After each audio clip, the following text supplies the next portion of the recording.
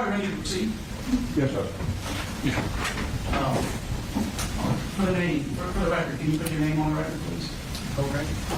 What I need you to do is that microphone off or on? It's on, sir. For now, if you don't mind turning it on, make sure that. And how old are you, Mr. Gray? 16 years old. You're represented by Mr. Charles Allen, standing next to you? Yes, Your Honor. All right. Mr. Allen, if I'm correct, you've been representing him since the beginning of the year, is that right? Yes, sir. I was retained on December 18th. Mr. Gray, my understanding is you were before me this morning because you intended to a guilty plea to the indictment. Is that accurate? Yes, Your Honor. I want to go over some very important rights with you before you enter a guilty plea, okay? Yes, Your Honor. So understand that the decision to plead guilty has to be voluntary on your part. No one can force you to enter a guilty plea because you have an absolute right to a jury trial. Yes, Your Honor. So if you wanted a jury trial, you would obtain one. We have one scheduled in October. You understand that? Yes, Your Honor. Understand that Mr. Allen would represent you throughout the jury trial. Understand? Yes, Your Honor. And that at trial you'd be presumed innocent. You could not be convicted unless the state was able to prove your guilt to a jury beyond a reasonable doubt. Understand that? Yes, Your Honor. Understand that Mr. Allen would have the right to confront and cross-examine each and every witness that testifies against you. Yes, Your Honor. You understand that you have a right to subpoena your own witnesses to testify on your behalf, Yes, Your Honor. to testify in your own defense if you wanted to, Yes, Your Honor. but that no one can force you to testify at a trial because you have a right to remain silent at trial. Yes, Your Honor. If you chose not to testify, the jury would be instructed they could not use your silence against you in any manner in their deliberations and which you have heard. Understand that? Yes, Your Honor. Now, also understand that if you had a trial and there were any legal errors that occurred during the course of the trial, you have a right to file an appeal for any of those legal errors. You understand that? Yes, Your Honor. When you enter a guilty plea, however, that you're about to do, you waive and give up each of the rights I've just gone over. Yes, Your Honor. So you understand each of these rights. Yes, Your Honor. Do you have any questions about them whatsoever? No, Your Honor. Do you wish to voluntarily give up those rights and enter a guilty plea today? Yes, Your Honor. And that's a decision that you're making of your own free will, because that's how you decided you want to resolve your case? Yes, Your Honor.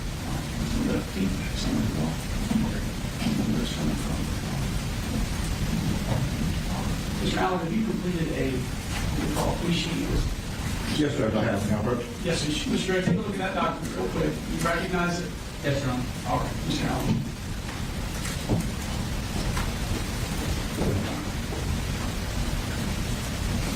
So, Mr. Gray, I'm holding up the document that just been handed that you just identified. You do, in fact, recognize the document. Yes, Your Honor. Did you review it in its entirety with Mr. Allen? Yes, Your Honor. Is this your signature on the back side of the document? Yes, Your Honor. Mr. Allen, can you put on the record how you reviewed it with him? Oh, we had a conversation yesterday on the phone when he was looking at a copy, and I was in my office, and we went through it line item by line item. I explained each item to him. This morning, when he came in, I took that same document and went back over it, and he put his initials on each one of those answers that you see before. Mr. Gray, is that accurate? Yes, Your Honor. So, Mr. Gray, on the form, next to each of the numbered questions, there's initial CG. Did you place those initials, or did Mr. Allen? I placed it, Your Honor. So, Mr. Gray, do you have any questions whatsoever about any of the rights or advisements contained in this form? No, Your Honor. So you understood? Yes, Your Honor. Mr. Allen, do you have any concerns that Mr. Gray does not understand the other rights that he believes he gives up in entering a guilty plea? No, Your Honor. I think he's fully capable of making this decision. Mr. Gray, are you presently under the influence of alcohol, drugs, or any other substance? No, Your Honor. For any reason, you're supposed to be taking medication. Yes, Your Honor. Have you had access to that medication? Yes, Your Honor. Have you been taking it as prescribed? Yes, Your Honor. So you have a treatment provider and you're following their recommendations, is that right? Yes, Your Honor. Were you able to take the medication yesterday? Yes, Your Honor. Did you take the medication today? Yes, Your Honor. Do you feel all right today? Yes, Your Honor. Do you have any mental health issues or mental health disabilities? Yes, Your Honor. Is that why you take the medication? Yes, Your Honor. All right. Your mind's clear. Yes, Your Honor. And again, your mental health treatment provider, you're following their recommendations as well, is that right? Yes, Your Honor. Mr. Gray, are you a citizen of the United States? Yes, Your Honor. Mr. Smith, state what charges is Mr. Gray pleading guilty to today? All 55 charges. All 55 counts of the indictments. Mr. Allen, I'm assuming that you have reviewed the entire indictment with Mr. Gray. Yes, Your Honor. Mr. Gray, are you aware of all of the charges in the indictment? Yes, Your Honor. Do you have any questions about any of those charges? No, Your Honor. And this is a 55-count indictment, if I'm not mistaken, is that right? Yes, Your Honor. So, Mr. Allen, you've reviewed all 55 charges with Mr. Gray. Yes, Your Honor. Mr. Gray, you understand all 55 charges, Yes, Your Honor. and you understand that you would be pleading guilty to the entire indictment today. Is that right? Yes, Your Honor. Now, as I understand it, I want to discuss the maximum and minimum punishment with you, okay? Yes, Your Honor. So you understand, and someone correct me if I'm wrong, the minimum punishment that you're facing with the charges that you're pleading guilty to is a life sentence that could be parole. Yes, Your Honor. The maximum punishment that you're facing is the rest of your life in prison without parole. Do you understand that? Yes, Your Honor. Counsel, anything you need to add? No, Your Honor. Or back there? All right. Now, this is a non-negotiated guilty plea, is that right? Yes, sir. Yes, Your Honor. So, make sure you explain something.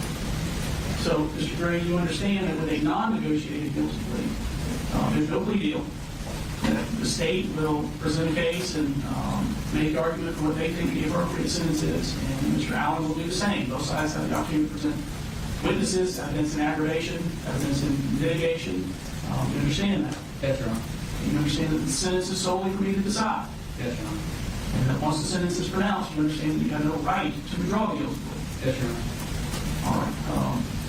Now, as I indicated, pleading guilty has to be voluntary on your part. With that in mind, has anyone forced you, threatened you, or coerced you in any manner to get you plead guilty today? No, Your Honor. Have you been promised or offered anything whatsoever that's causing you to plead guilty today? No, Your Honor.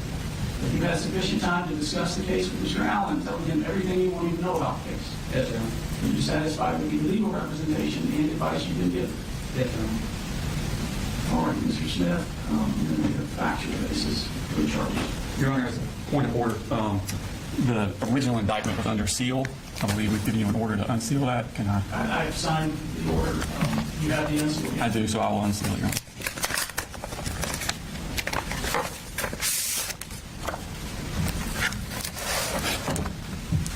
Your Honor, counts 1 through 12 go towards the 4 deceased victims. They consist of malice murder in Barrow County on September 4th, 2024, that unlawfully and with malice aforethought caused the death of a human being by shooting them with a firearm. Felony murder in Barrow County on the same date while in the commission of a felony, that felony being aggravated assault, it caused the death of a human being. And aggravated assault in Barrow County on the same date did make an assault upon the person of another with a firearm and deadly weapon. As to counts 1, 2, and 3, the malice murder, felony murder, and aggravated assault are for the victim of Christian Angulo. Counts 4, 5, and 6, which are the malice murder, felony murder, and aggravated assault for the victim Richard Aspinwall. Counts 7, 8, and 9, the malice murder, felony murder, and aggravated assault for the victim Anna Cristina Irimie. Counts 10, 11, and 12 for the malice murder, felony murder, and aggravated assault for the victim Mason Schermerhorn. Your Honor, counts 13 and 14 are for the injured adult. That would be David Phoenix. Count 13 being aggravated assault in Barrow County on the same date did make an assault upon the person of another with a firearm, a deadly weapon. An aggravated battery in Barrow County on the same date that maliciously caused bodily harm to David Phoenix by seriously disfiguring his body by shooting him with a firearm. Your Honor, counts 15 through 23 are for the children who were injured in the assault. That being the charges being aggravated assault in Barrow County on the same date did make an assault upon the person of another with a firearm, a deadly weapon. Aggravated battery in Barrow County on the same date did maliciously cause bodily harm to another person by seriously disfiguring said person's body by shooting them with a firearm. And cruelty to children in the first degree that in Barrow County on the same date did maliciously cause a child under the age of 18 years cruel and excessive physical and mental pain by shooting them with a firearm. For counts 15, 16, and 17, the aggravated assault, aggravated battery, and cruelty to children in the first degree is for the victim, Melanie DeLira Castaneda. For counts 18, 19, and 20, the aggravated assault, aggravated battery, and cruelty to children in the first degree for the victim, Natalie Griffith. And for counts 21, 22, and 23, the aggravated assault, aggravated battery, and cruelty to children in the first degree for the victim, Taylor Jones. Your Honor, the next two counts, 24 and 25, are for the non-injured adults that were in the room 2152 at Apalachee High School that Colt Gray stepped into and fired indiscriminately. The first adult victim was Cassandra Ryan. That's count 24, aggravated assault. In Barrow County on the same day, did make an assault upon the person of another with a firearm, a deadly weapon. Count 25 is the victim, Stephen Edwards. Aggravated assault in Barrow County on the same day, did make an assault upon the person of another with a firearm, a deadly weapon. Your Honor, counts 26 through 53 are for the non-injured children who were in room 2152. Those counts consist of aggravated assault that in Barrow County on the same date did make an assault upon the person of another with a firearm, a deadly weapon, and cruelty to children in the first degree that in Barrow County on the same date did maliciously cause a child under the age of 18 years cruel and excessive mental pain by discharging a firearm multiple times inside a classroom occupied by said child. For counts 26 and 27, aggravated assault and cruelty to children in the first degree for the victim, Landon Adams. For counts 28 and 29, aggravated assault, cruelty to children in the first degree for the victim, Jackson Beaver. For counts 30 and 31, aggravated assault, cruelty to children in the first degree for the victim, Hayden Bowen.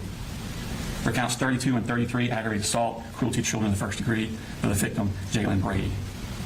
For counts 34 and 35, aggravated assault, cruelty to children in the first degree for the victim, Michaela Brown.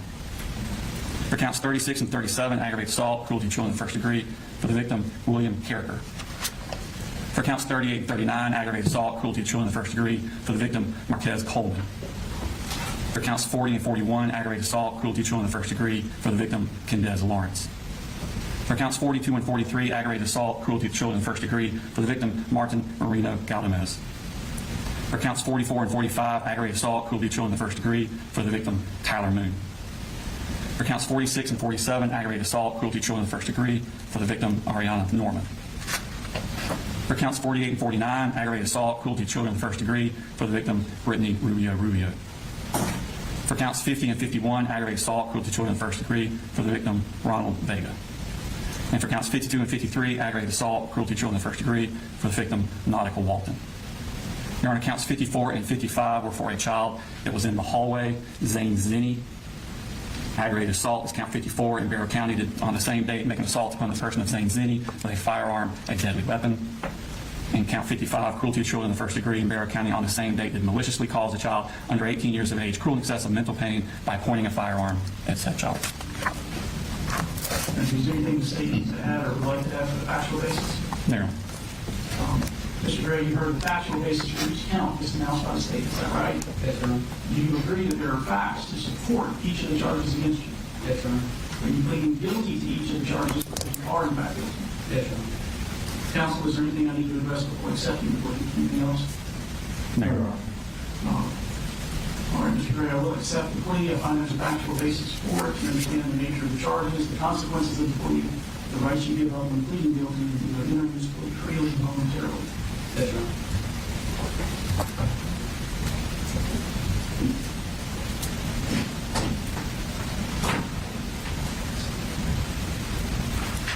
All right, so as far as proceeding, the state will be able to present the victim impact evidence, any evidence in aggravation, and we'll go from there to the defense for any evidence in mitigation. And we'll have the argument, which I will ask you to do that. Thank you. All right, the guilty plea has been entered on the record. You can be seated.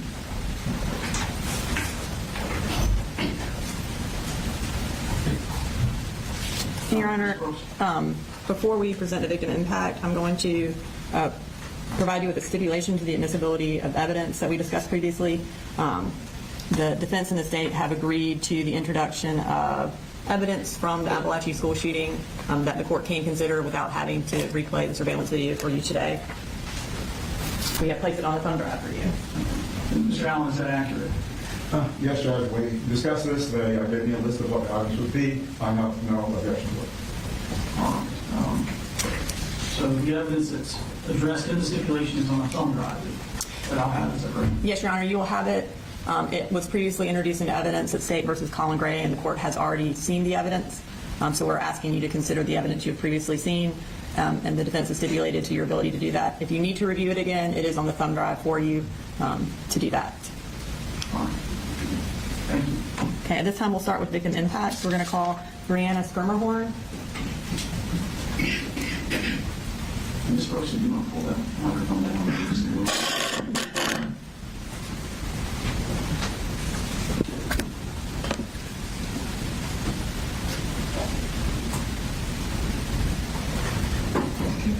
Just speaking now. Your Honor, do you want me to swear her in? You might as well. Please raise your right hand. Do you swear to tell the truth, the whole truth, and nothing but the truth, so help you God? Can you just go ahead and introduce yourself to the court first? My name is Brianna Schermerhorn. And will you go ahead and tell the court what you would like him to know with regards to the sentencing of Colt Gray? I'm the mother of Mason Alexander Schermerhorn. Although Mason is no longer here physically, I'm continuing to learn from him. Mason was so much more than a victim. He was a son, brother, grandson, and friend. He was deeply loved. Mason was kind, compassionate, funny, and fiercely protective of others. As a child with exceptional needs, he understood what it felt like to struggle and be overlooked by others. Instead of becoming bitter, he became an advocate, not only for himself, but also for his friends. He made people that were typically unseen feel seen, accepted, and safe. Mason even became friends with children who started out as his bullies. I had no doubt in my mind, if Colt had actually attended school as he should have, that Mason would have befriended him. That is a legacy that he should be remembered for. As much as I have felt that I needed to hold on to the hate that I have felt, I know that I can't. Not only for my own health, but how can I stay loved like Mason and hold on to that? So I'm choosing to continue to learn from Mason and honor his legacy. I want it to be very clear that I do not forgive Mr. Gray. However, I can acknowledge that there are two truths that can exist at the same time. The first is that the adults in that young man's life failed him. The people who should have protected, guided, recognized the warning signs and intervened when it mattered the most did not do what they should have done. They failed to give him the support, boundaries, and accountability that every child needs and deserves. That failure is real, and it is tragic. I can acknowledge that he was failed without excusing what he did. I can have the compassion for the child that he once was while holding him fully accountable for the choices that he made as a young man. And those things are not mutually exclusive. There's another truth that cannot be ignored. He knew the difference between right and wrong. He knew that bringing a weapon into a school was wrong. He knew that pulling that trigger was wrong. He knew that every choice he made that day would forever alter countless lives. The failures of the adults around him may explain parts of his story, but they do not excuse the decisions that he made.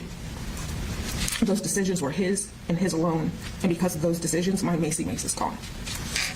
My family, both biological and chosen, have been forced to endure horrors that no family should ever experience.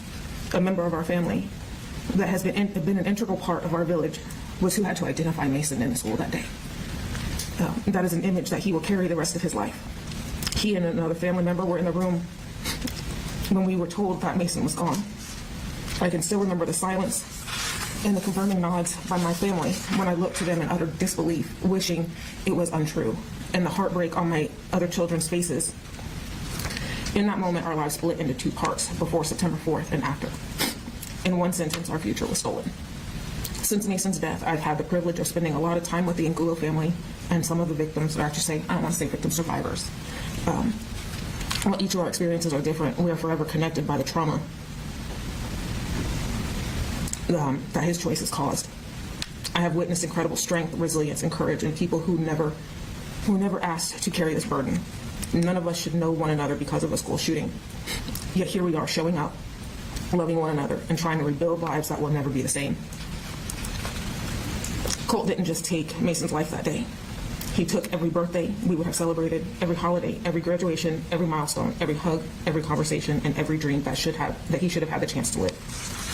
Mason deserved to grow up. He deserved the chance to continue advocating for those that needed a voice. He deserved to become the man, husband, and dad that he was meant to be. Mason deserved a future, and we all deserved a future with Mason in it. And Colt took that from Mason and everyone who loved him.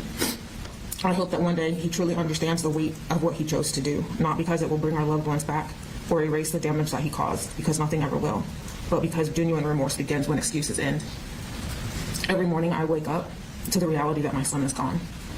Every night I go to bed knowing that there is nothing I can do to change it. I have lived 688 days so far of a sentence with no parole, and that is what he should receive as well. Thank you.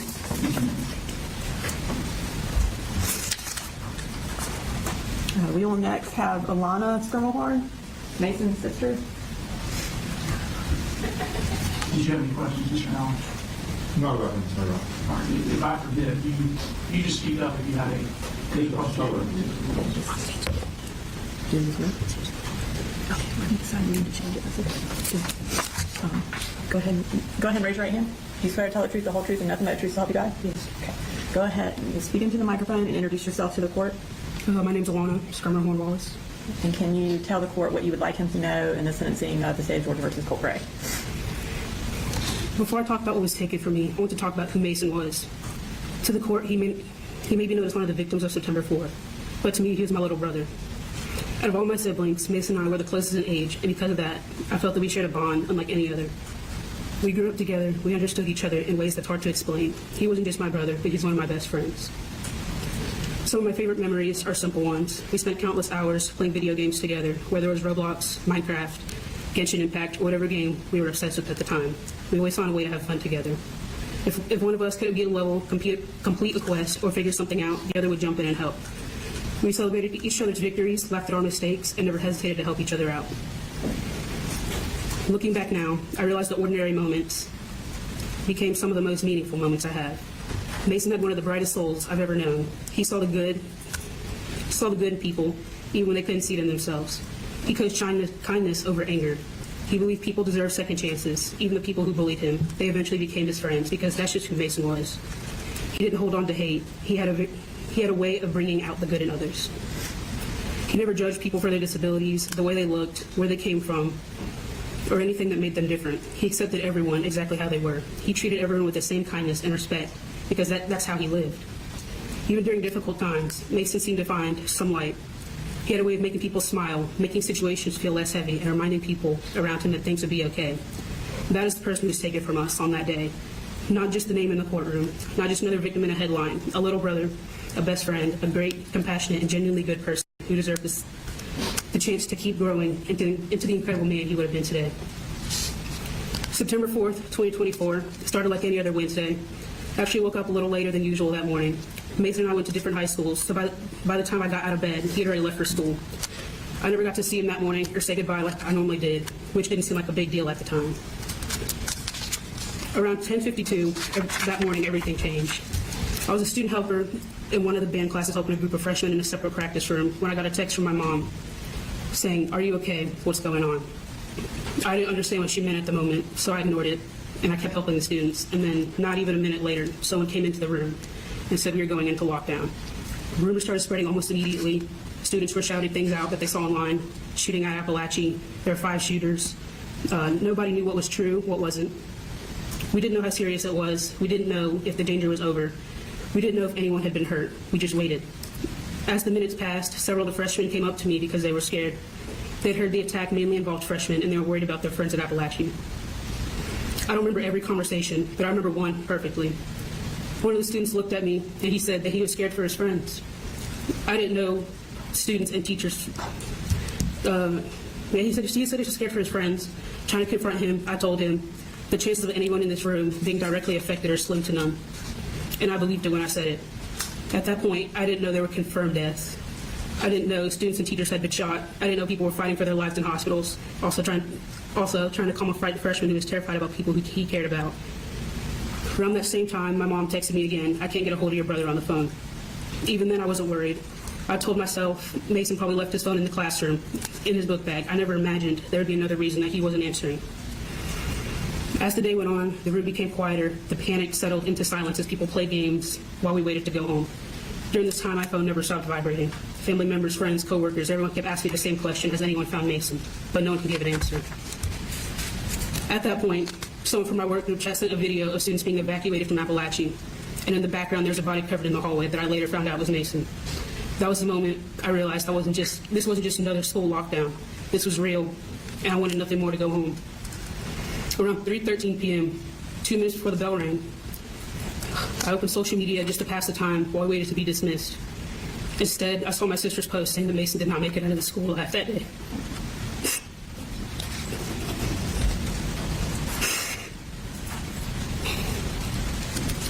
September 4th was not just the day I lost my brother. It was the day I lost the life that I knew before. It was the day my sense of safety, my ability to see the world the same, and the future I imagined with Mason in it were taken from me. The hardest part is that the world kept moving after that day. People went back to school. People went back to work. People continued their normal lives, but my family didn't get to. We didn't get to learn how to live in a world where Mason no longer existed. This experience has changed the way that I have seen safety. Before September 4th, I believed that something like this could never happen to me or someone I loved. School is where I went to learn, see friends, and make memories, but then it happened to Mason. And every time I walk into a school building, a thought immediately crosses my mind. If it can happen to my brother, then why can't it happen to me? The question is something I never had to ask myself before September 4th. I find myself looking for exits when I enter buildings. I pay attention to the people around me. If someone is walking behind me in a hallway or a staircase, I feel myself wanting to move away or get somewhere safer. Loud noises, unexpected sounds, and certain situations can bring me back to the fear and uncertainty of that day. It's not because I think every place is dangerous. It's because I know that the place where I once felt the safest was the place where I lost my brother. I used to walk into school believing I would leave the same way I came in. Now part of me is always wondering if I will. The impact of this day did not only change the way I felt when I walked into school building, it also changed the way I was able to function as a student. After losing Mason, I was trying to balance two realities at the same time. I was expected to be a full-time student in college, completing assignments and preparing for my future while also trying to grieve and process everything that had happened. During this time, I had to miss a lot of school because of court proceedings and everything that came with seeking justice for Mason. I wasn't missing classes because I didn't care about my education. I was missing them because I was dealing with something no student should ever have to experience. And what hurt was that I had to provide proof of what happened in order for my situation to be understood. I had to provide my brother's death certificate to my school for my absences to be excused. Having to prove my grief was another painful reminder of what happened. I wasn't asking for special treatment. I was asking for understanding. Being in court for college trial wasn't just difficult because I had to hear what happened, but it was also difficult because I saw things I shouldn't have. Throughout the case, I was exposed to multiple photographs, evidence, and video from the shooting. The close-ups of the bodies, the autopsy reports, and even the video of my brother's final moments. This isn't something that I can just forget. I replay the video in my head all the time. I replay the video in my head all the time. The way you shot my brother twice. You saw him scared and running. And then you proceeded to shoot him in the head, killing him instantly. You saw how scared he was. You saw how he was trying to run. But all you cared about was murdering innocent people.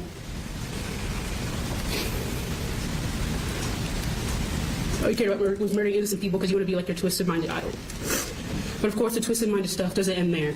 Because of people on social media purposely finding my accounts, my videos talking about my brother, saying that he should have dodged the bullet or that he deserved what happened to him. I want you to understand something. What you did not end on September 4th, 2024. You may have pulled the trigger that day, but the pain you have caused has continued every single day since. You didn't just take my little brother from me. You took away him from my parents, my siblings, his classmates, his teachers, and everyone who loved him. You took away a future that Mason deserved to have, and I'm angry that you did that. I'm angry that I had to sit in the classroom comforting scared freshmen while not knowing you had already ended my brother's life. I'm angry that I had to walk into my own home knowing Mason would never walk through that door again. I'm angry that I had to see evidence from the worst day of my life and carry memories that nobody should ever have. I'm angry because none of this should ever happen. But I'm also angry at how cowardly you are.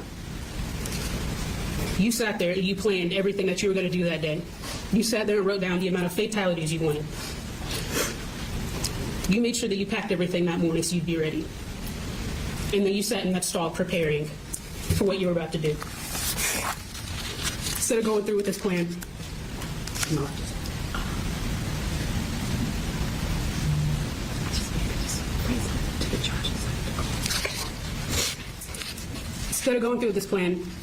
I honestly think he should have killed himself. Instead of killing 4 people and injuring others, he should have taken himself out. Instead of coming up with this whole elaborate plan, he should have made a plan to off himself instead. I'm not saying this just because he took Mason from me. I'm saying this because if he had this sick and evil thought to be like that other worthless school shooter and inflict pain on a whole community, he doesn't deserve to be here. You had time before you left school that morning to change your mind. You had time in your first period class to change your mind. You had time while you were in that bathroom to change your mind, but you didn't. Instead, you went through with your plan. And not only that, but as soon as you were caught, you surrendered. You can willingly shoot all these people. It didn't feel an ounce of remorse, but as soon as the gun is pointed towards you, you get scared because you're the definition of a coward. You didn't feel remorse after shooting into that classroom. You didn't feel remorse after you shot those teachers. And you definitely didn't feel remorse after you shot my brother in the head. You didn't feel remorse after you watched my brother collapse and bleed out in front of you. He should have killed himself. Because him being gone would have saved this whole community from experiencing the unimaginable, and that maybe his life would have actually meant something. You will always be remembered as a coward, a psychopath, a freak, because of what you decided to do. But the victims, Cristina Irimie, Richard Aspinwall, Christian Angulo, and Mason Schermerhorn, will be remembered because of the people they were. They will be remembered because of their kindness and positivity they added to the world. They deserve to be here today. Mason deserves to be here today. Mason was kind when he didn't have to be. He saw the good in people when others didn't. He turned people who hurt him into friends. He never judged anyone for how they looked, what challenges they faced, or what made them different. You took away someone who chose kindness every day. You took away someone who saw so much life ahead of him. You took away the chance for me to see who my little brother would become. And that is something I can never get back. You will soon face the consequences of what you did, but my family will spend the rest of our lives facing the consequences of what you took from us. The difference is that you made a choice that day, but we did not choose this. Mr. Allen, do you have any questions? No. There's more replay. Yes.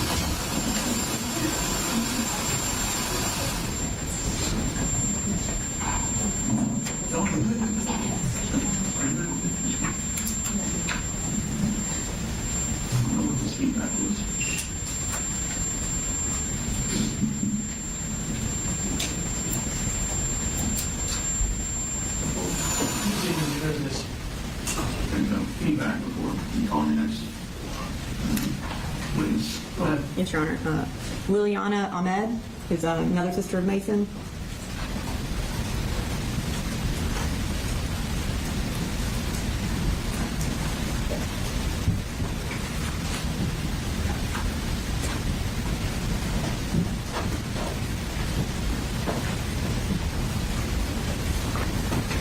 And if you could raise your right hand. You swear to tell the truth, the whole truth, and nothing but the truth, so help you God? Yes. Okay. And if you could just introduce yourself to the court. My name is Liliana Ahmed. I am the oldest sister of Mason Schermerhorn. And you can go ahead and tell the court what you'd like him to know in regards to the sentencing of Colt Gray.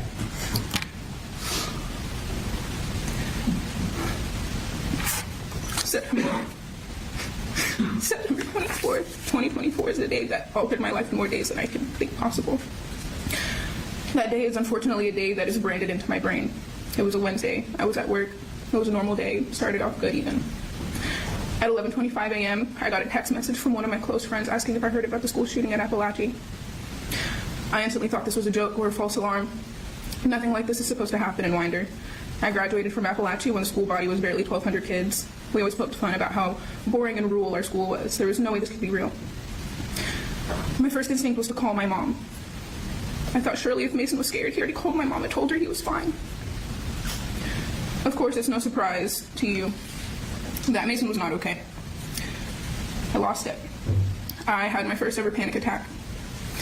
I stayed at work fighting the thought that my brother was dead. There's no way that this could happen to me. By 2 p.m., there was still no update on Mason. No one could find him. I felt hopeless, so I posted a picture on social media begging people to message me if they saw him. He used to run away when he got really emotionally overwhelmed. And I was praying that this was still true in this instance. Praying that he was scared and hiding somewhere. From my car, I frantically called every single emergency room in Atlanta, Gwinnett, Barrow, and Clark Oconee counties to see if anyone had a John Doe that fit his description. No success. At this point, I was at home because I was holding out hope that Mason was okay. My mom even asked me, when we find Mason, can we have a sleepover? Mason had to be okay. I will never forget the exact moment I found out Mason was dead. The exact moment that I found out you killed him. The hour-long drive to Winder was the quietest car ride I have ever had with my husband. The only thing I could manage to mutter was my baby brother, over and over again, like my brain was rejecting the thought of him being gone. We arrived at my parents' house, a place that used to hold nothing more than laughs, happy memories, and petty sibling arguments. Turned into a place that sends my nervous system into absolute disarray. From that point to about 6 months following, everything was a blur. As you can imagine, I have had a lot of time to reflect on how the past 688 days have impacted my life. Since I was 7, almost 8 years old, a large part of my identity has been being a big sister. I'm the oldest of 4, and there's a significant age gap between me and my siblings. Being the oldest sibling and oldest daughter has shaped me in more ways than I can express, especially being a big sister to siblings with special needs. One of the ways that has shaped me has been my ability to look beyond a person's behaviors and search for the why. There's always so much more to a person's actions besides what we see at face value. This ability has led me to be naturally forgiving and compassionate. I've even dedicated my professional career to this ability my siblings have fostered in me. Whenever I come across a child that is met with any circumstance out of their control, whether it be a diagnosis or environment, I can't help but feel compassion. Admittedly, I feel compassion for Colt, and I hate that. He is a product of 2 people that did not deserve the privilege of bringing life into this world. His actions are a testament to that. He's broken. He made so many cries for help that were met with little to no action. He grew up around so much turmoil. He saw and experienced things that no child should even be able to imagine. He could have rebounded from all that. Instead, he decided to allow my baby brother to pay for the pain others caused him. He still had the ability to be resilient, but he chose to doom himself. He is ultimately a failure. Despite the little bit of compassion I do feel for him, being in the same room as him disgusts me. I know much is not known about Mason, so I would like to take some time to tell you all about him. Mason is a success story that Colt could have been. He struggled a lot in school. He had big emotions that he didn't know how to regulate. He was bullied. He had a cocktail of mental diagnoses from a young age. He had the ability to turn into Colt, but he didn't. He even spent the summer before his freshman year of high school being tutored through algebra because he was that determined to succeed. Teachers and students across all the schools Mason went to talk about how big of a heart he has, how he is so sweet, the kind of sweetness you don't expect from a 14-year-old boy. He spent most of his school years in more contained classrooms, but he had friends in special education and general education classes. He didn't care what someone looked like, what disability they did or didn't have. He was going to be friends with them, and he could have been friend. He was friend to so many, and he could have been friend to one more had Colt not robbed himself of that. Mason would have loved him. My mom would have taken him in. My family's house could have been a haven for him, but he robbed himself of that. Not only did he rob himself of Mason, or rob himself of that experience, but he also robbed Mason. From a very young age, Mason wanted to be a family man. He wanted to have a wife, kids, he wanted to go to school and pursue a career. He even asked questions about God. All of these different parts of himself he didn't get to explore because of Colt, and because of his pain. Because of him, my little brother Gavin has to grow up without his best friend. Because of him, my little sister Alana has to grow up without her best friend. Because of him, my mom has to live with 1/4 of her missing. Because of him, I have to live without the little boy that gave me so much purpose from such a young age. Because of him, laughing or having a good day feels like betrayal, because I feel like I shouldn't experience those things with my brother gone. Because of him, I get a pit in my stomach anytime I look at pictures of Mason. Because I know that's the only way I can see him now. And because of him, large crowds and gatherings make me anxious. And because of him, I'm forced to write in a journal when I want to talk to Mason because I don't want to miss any details for when I see him again. Because of him, my brother died alone and scared. He was the last person to see Mason alive, and he took him from us. All of this because people hurt him, and he felt like others needed to atone for it. All for what? Just to become another statistic. He has quite literally reduced his life to his failures and shortcomings. He could have made something of himself. He could have had a friend in Mason to lift him up.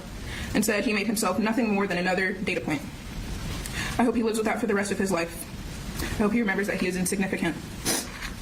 Despite him stealing the lives and innocence of so many people, their endings and this pain he caused will not define them. They will define him, however, and he will be forgotten. I hope he remembers that he did this to himself. I hope he remembers that any regret or remorse he feels is a privilege compared to the death sentence he gave my brother. I don't care what his sentence is, and I don't care what happens to him. It won't measure up to the sentence he gave my family. He stole my baby brother from me, and I don't forgive him. I hope the rest of his days are filled with remembering just how much of a waste he is.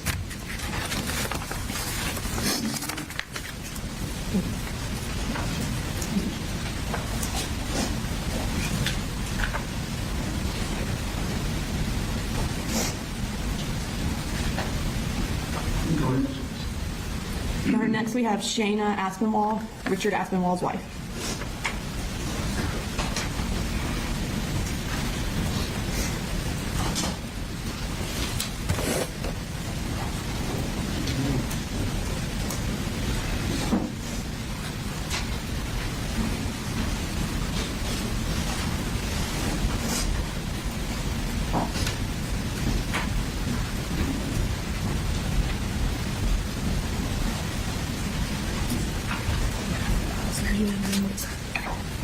Can you please raise your right hand?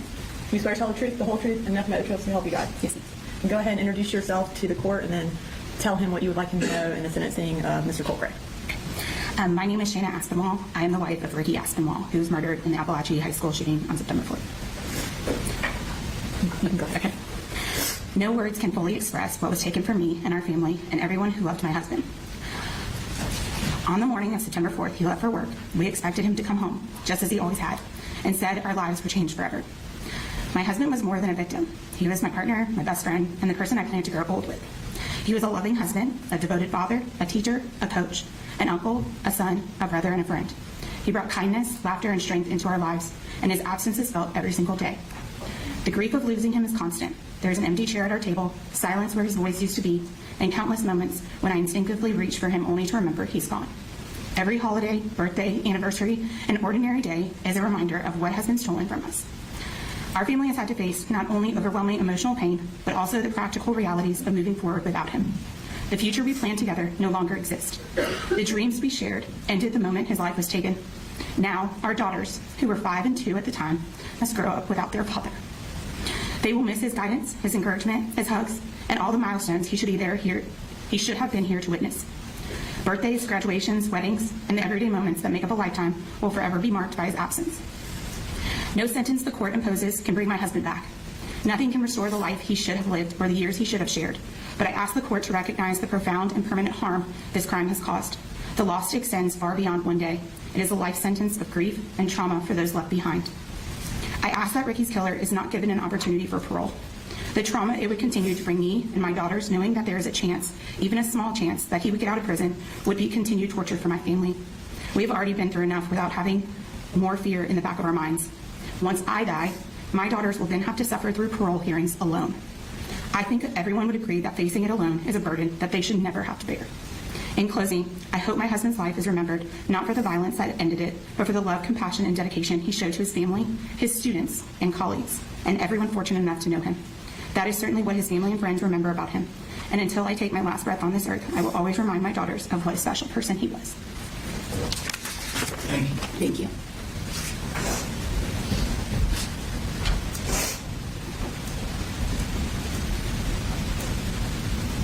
All right. Next, we have Ismail Angulo Jr.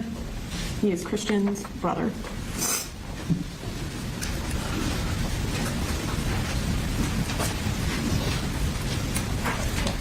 Go ahead and raise your hand. Do you swear to tell the truth, the whole truth, and nothing but the truth, so help you God? Go ahead and introduce yourself to the court, and then you can go ahead and tell My name them. is Ismail Angulo Jr. I am the oldest sibling of Cristina. Your Honor, I am writing this statement to share the devastating reality of what was taken from my family and to ask this court to deliver the absolute maximum sentence allowed by law. The impact my brother's loss continues to have on my family is something I wish on no one. Every day is a nightmare that we have to wake up to remind ourselves of our new reality. A very painful one. The days my nephew comes up to me and tells me he misses Titian breaks my heart. I have no words that I can tell him, so I just hug him tight. My little brother Christian Gabriel Angulo was only 14 years old. He was the best uncle, the best brother anyone could have asked for, and a great son to my parents. The defendant's family will still get to see their son, talk to him, and know he is breathing. My mother, my father don't get that privilege. The only way to visit Christian now is by standing over his grave. There is no fairness in that reality. Christian was a beautiful, innocent soul who was robbed of his dreams and has so much ahead of him. Because of this defendant's choices, Christian will never get another chance at a life. I carry so much pain from that day, knowing that this coward's violent acts shattered thousands of lives in a single instant. I know the death penalty is off the table because of the defendant's age, but if his age is being considered, I want to ask, does Mason Schermerhorn get a second chance when he was only 14 years old, robbed of his dreams, stolen far too soon, before he even had a chance to grow up? Does Coach Richard Aspinwall get a second chance to be with his wife and be a father to his young daughters? Or will he miss the rest of their lives because this coward took his life? Does Miss Cristina Irimie get another opportunity to live, teach, and be with her husband? Do all 9 of the people who were injured that day get to live without the physical and emotional scars forced upon them? Does my little brother Christian get another chance to live another day? No, they don't. They will never get to experience the beautiful or painful moments that life has to offer because this defendant deliberately took those chances away from them. The defendant showed no mercy when he stole their futures, and therefore he should not receive the grace of a second chance. While the law spares him from the ultimate penalty due to his age, it does not require this court to ever grant him freedom again. For Christian, for Mason, for Coach Aspinwall, for Ms. Irimie, and for every person injured and broken by his actions, I ask that you sentence this defendant to life in prison without the possibility of parole and ensure he never has the opportunity to walk free or inflict this unbearable pain on another family ever again. Thank you, Your Honor, for hearing my voice and honoring the memory of my brother. Forever my brother, long live Christian. Thank you. Do you have questions?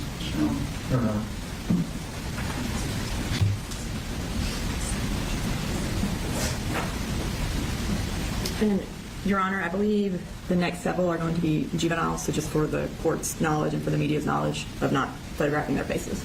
All right, the media should be aware that you cannot photograph, disseminate, or broadcast any of the faces of the juveniles who testify next for any point in this proceeding. Thank you, Your Honor. So we call Taylor Jones.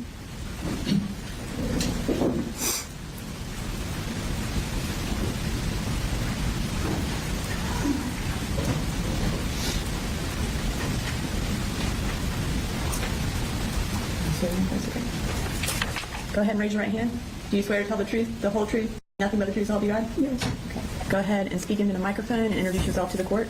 Good morning, Your Honor. My name is Taylor Jones, and I'm a student at Apalachee High School. And go ahead and tell him what you would like him to know in the sentencing of Mr. Colt Gray. On September 4th, 2024, I was really scared and confused because I saw a Colt standing in the doorway with a gun. After I heard the first gunshot, I saw my teacher jump onto the floor, so I did too. and a few seconds later I had realized I had been shot, and I immediately turned to my friend Landon, asking him to hold my hand. After the gunshot stopped, my friend came over to me, helping me in any way they could. I remember telling my friends to call my brother to let him know that I had been shot and I didn't know if I was going to make it. Right after that, I started having trouble staying awake. My friends were sitting with me, doing anything they could to help me stay awake. The next thing I remember is waking up in the helicopter. I was very terrified, and I started asking them to take me to the hospital. Once I got to Grady, I started having trouble staying awake again. When we landed, there were lots of doctors surrounding me. My memories after landing at Grady are not good, but I would be in and out of the hospital for 3 or 4 months. I required life-saving surgery and many more surgeries after that. I was in lots of pain, on many medications, and I was told that I might not be able to walk again. About a year later, I was able to walk again with support, and soon after that, I started walking on my own. As you all may know, not only did his actions affect me and my family that day, but it infected the entire Apalachee community. Although Colt's actions hurt me, I refused to give up. Every day I continued telling myself that I'm strong and I'm brave. After the shooting, I struggled with so much anxiety, and I felt like my life was completely over. I couldn't do anything a normal 14-year-old should be able to do. I wasn't able to go to school, so I switched to homebound, where I met my teacher, Miss Harrington. She was the only person from the school to call and check up on me, the only one that came out to the hospital to see me and make sure that I was doing okay. Moving on from this experience is very hard, and if I hadn't met some of the people that supported me along the way, I don't know where I would be. I've been going to physical therapy for almost 2 years now, and my therapist, Jess, has always made sure that I was okay and always comforted me when I was having rough days. This experience has been one of the hardest things anyone could go through, but I've learned so much from it. I hope my story makes Colt realize the horrible things that he has done and all the pain and suffering that he has caused. I hope my story brings light into someone else's story that's also gone through the same thing I've gone through, and reminds them that they are not alone. A just outcome will help me finally begin to heal in peace. I hope that Colt is sentenced to life in prison without the chance of parole. Thank you. Any questions? No, Your Honor. Why don't we go ahead and take about a 10-minute recess, restroom and such. All right, we'll recess for about 10 minutes.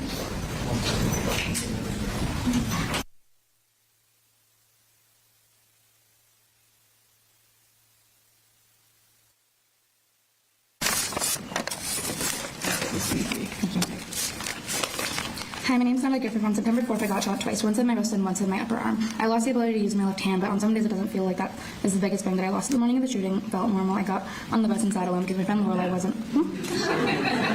Sorry.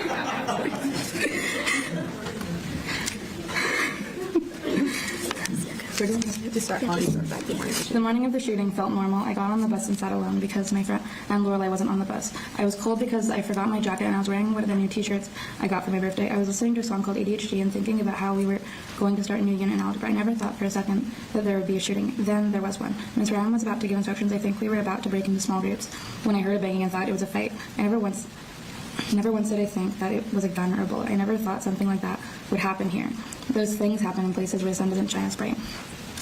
Now, whenever I hear loud sounds, a door slamming, a book dropping, or people crowding and talking in another room, my mind immediately goes to the worst possible scenario. I wonder if there's a gun. I wonder if I need to run. I'm so very afraid of loud sounds, and I start to panic when I hear them. Some days when I think about the shooting, it feels like he killed me, even though I lived. The part of me that trusted people died, and I lost myself. Before the shooting, my smile was different. I did not think about danger the way I do now. I did not constantly think about my surroundings. I think about the shooting every day of my life. I wonder when I will stop thinking about it every day, and then, just like that, I've lost again. I wonder how different my life would be if that one moment had never happened. I wonder whether the person I am today is the person I would have become if the shooting had never occurred. After the shooting, I felt like my independence was taken away for a while. I could not put on my own clothes by myself or do my own hair. Things that used to be easy for me were now impossible challenges. Even now, whenever I try to tie my shoes, it's never quite right. To this day, I cannot type normally, which has impacted my ability to be as successful in school as I want to be. I cannot hold many things because I lost the use of an opposable thumb. The recovery process has been long and difficult. I had to undergo 2 different surgeries, attend physical therapy twice a week for the first year, and then once a week after that. Tasks that should be something difficult. But the physical injuries are only part of what I lost. When everyone went back to school, I went back too. But not because I wanted to, but because I knew if I didn't, I never would. I wanted to be near my community, but going back also reminded me just how many things have changed. Physically, the shooting changed nearly every part of my life. I lost the use of my left arm. For a year, I could not cut my own food, and I had to rely on other people to help me. I lost the ability to play my flute, and I couldn't participate in marching band, which is one of my favorite things to do. I was in physical pain because my nerves were trying to heal, and I could not do the things I loved, like crocheting or playing video games. I remember sitting in my living room and crying because I was so frustrated, angry, and sad that the things I loved had been ripped away from me. The shooting was like an earthquake. My entire world was moved and rocked, and when it finished, nothing was the same in the same place it started. The strange thing is that for most people, the world kept going. There was no earthquake, and I think back to the day and become angry knowing my life was permanently changed by the decisions of one person. The shooting has affected how I look at my future. I'm limited in what jobs I can apply for because I do not have full use of my hand. I worry about what my life will be like years from now and whether it will ever feel normal. I think about the people who did not get to go on living. I think about Mason and Christian and their families. Their mothers both have 4 children, and now they only get to hug 3. They only get to talk to 3. I knew both boys since elementary school. I never expected them to not be here. Every day since the shooting, I've thought about what I would say to him. Every day I thought about if I had more time to speak to him on that day of the shooting, what would I have said? So I'd like to be able to do that now. I hate you and I'm mad at you because you had options. You had other options besides going in and killing a bunch of innocent people that did absolutely nothing to you. If you had waited maybe even 2 months, you would have found friends. I would have been your friend, and I know a bunch more people would have if you had just waited. I think you're entitled for doing the things that you have done, and I hope that every single day you think about the other options you could have had. I hope that 10 years from now you think, hey, I did this thing, that was so stupid. And I hope that you realize something that you did when you were 14 is going to impact you for the rest of your life. And you could have gone on and lived a good life. The shooting took much more than the use of my hand. It took my sense of safety, my independence, my trust, and a part of the person I used to be. While I survived, I carry the impact of that day with me for the rest of my life. It only seems fair that every innocent person that has had to feel the impact of Colt Gray's choices for the rest of our lives, then he should receive the maximum sentence for his crimes.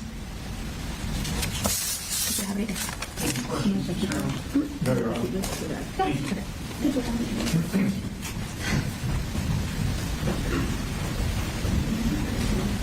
Makes it worth it to know a little hard.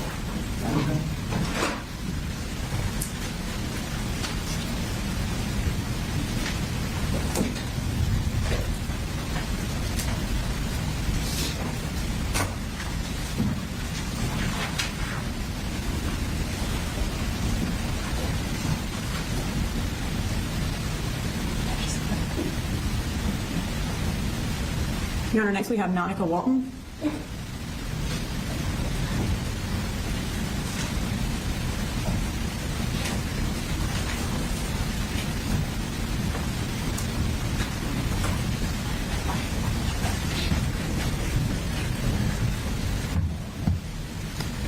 Go ahead and raise your right hand.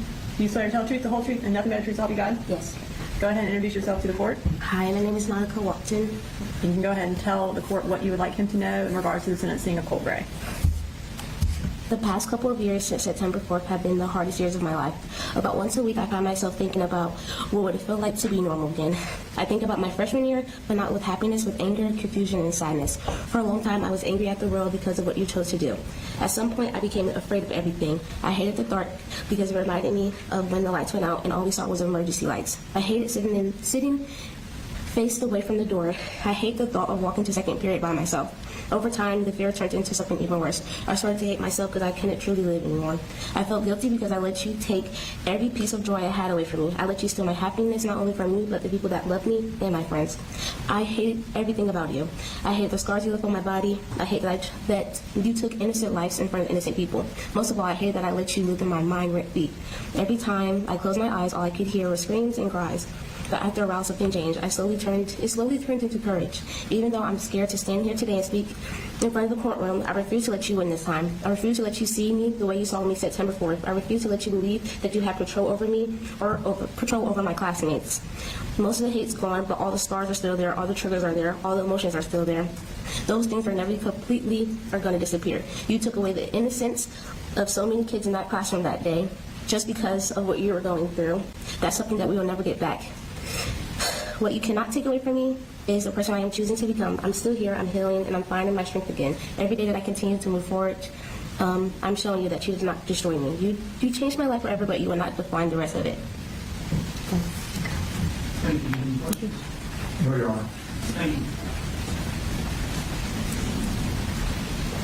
you. Your Honor, next, we're going to call Hayden Brown to give her victim impact statement. Bowen, sorry, Hayden Bowen.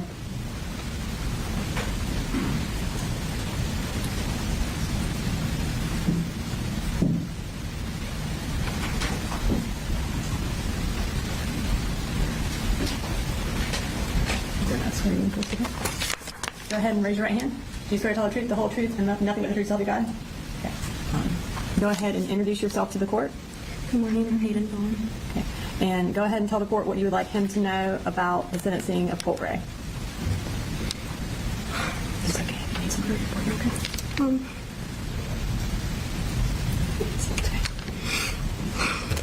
First, I want to start off by saying that I forgive you. Hey, you need to speak up a little.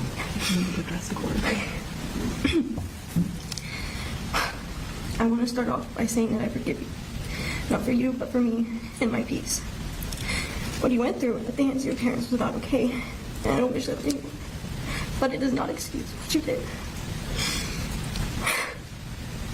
It was not right. It completely changed my life. It disrupted not only me, but my family and our lives. My family is often anxious about me and constantly checking up on me because of how much it affected my life. I now live with fear lurking behind me everywhere I go. Everywhere. I have frequent panic attacks. I can't stay in places for too long. I can't go out anywhere. I can't even stay in my own bedroom without feeling fear. I'm not able to be a normal teenager anymore. Before all of this, my biggest concern was who's going to walk me to class. But now I can't go a second without having to think whether or not I'm going to be safe while trying to learn. Of course, I'm so angry. But I know my God, and evil never wins.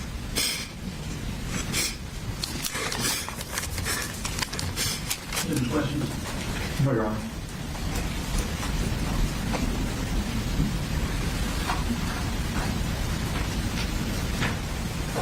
Your next victim impact statement is from Ariana Norman.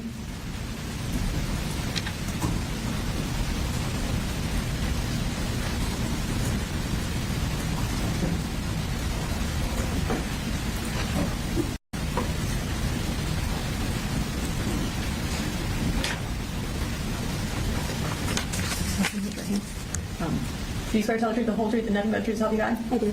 Go ahead and introduce yourself to the court. Your Honor, my name is Ariana Norman. And you can go ahead and tell him what you would like him to know about the sentencing hearing for Colt Gray.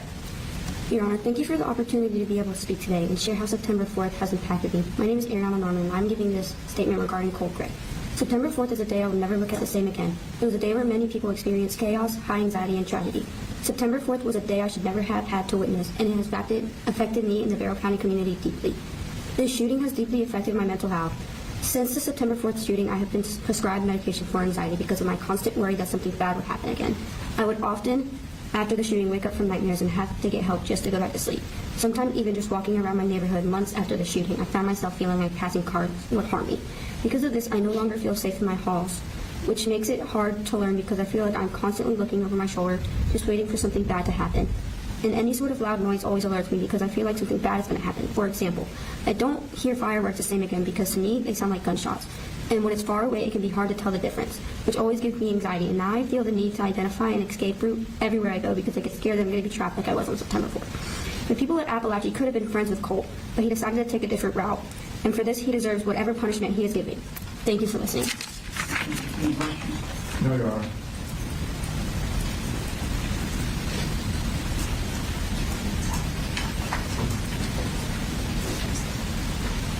So next, Ms. Alice Daniel from our office is going to read some victim impact statements that were written. So, Judge, I believe I have two written statements. The first is from Michaela Brown.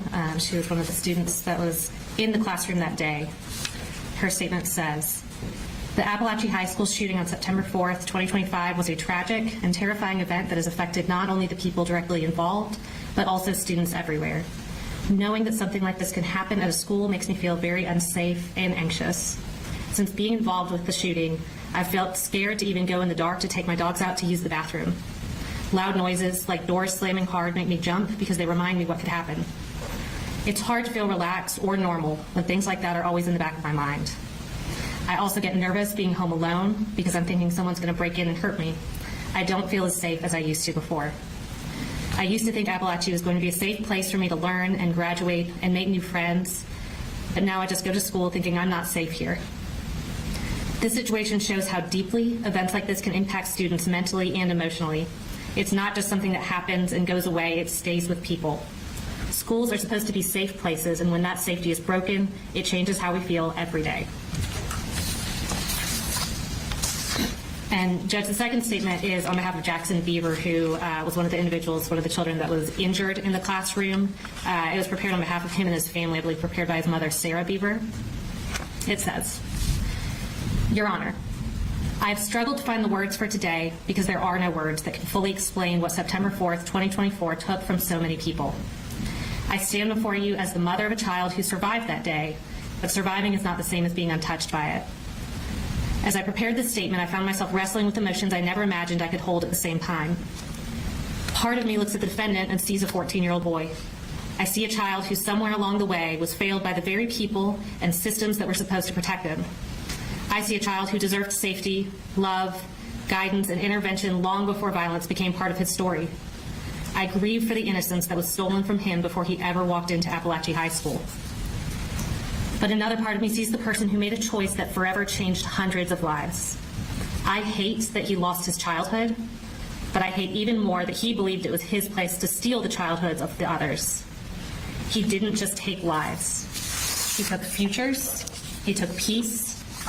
He took the feeling every parent has when they watch their child walk into school, believing that they will come home that afternoon. Today, I want this court to remember the names of the people whose lives were forever changed. Mason, Christian, Richard, Cristina. They were not victims on a page. They were sons, daughters, teachers, friends, classmates, and loved ones. They should be remembered for the lives they lived, not simply for the ways they died. I also want this court to remember Natalie, Melanie, Taylor, Jackson, and every other student and teacher who survived physically, but continue to carry invisible wounds. Remember the ones who have scars that they see every day and have flashbacks to the horror that they endured. Some injuries heal, others become part of you forever. The weapon used to cause all this destruction didn't just pierce Jackson's skin, it stayed there. 8 to 9 pieces of metal are permanently embedded in his thigh. He is forced to carry the literal weight of a mass shooting inside his own flesh every single day. The defendant's childhood may explain how we arrived here, but it does not excuse where we ended up. Because while he may have been failed by adults, he became the reason innocent children lost their sense of safety forever. Parents like me now understand what it feels like to wait for a phone call that may never come. Children now know what gunfire sounds like inside their school. Families now live with empty chairs, unanswered questions, nightmares, anniversaries, and grief that will never fully disappear. There's another loss that is harder to describe. Before September 4th, 2024, I believed schools were safe places. I believed that if I hugged my child goodbye in the morning, I would see him that afternoon. I believe tragedies like this happen somewhere else, and that version of me no longer exists.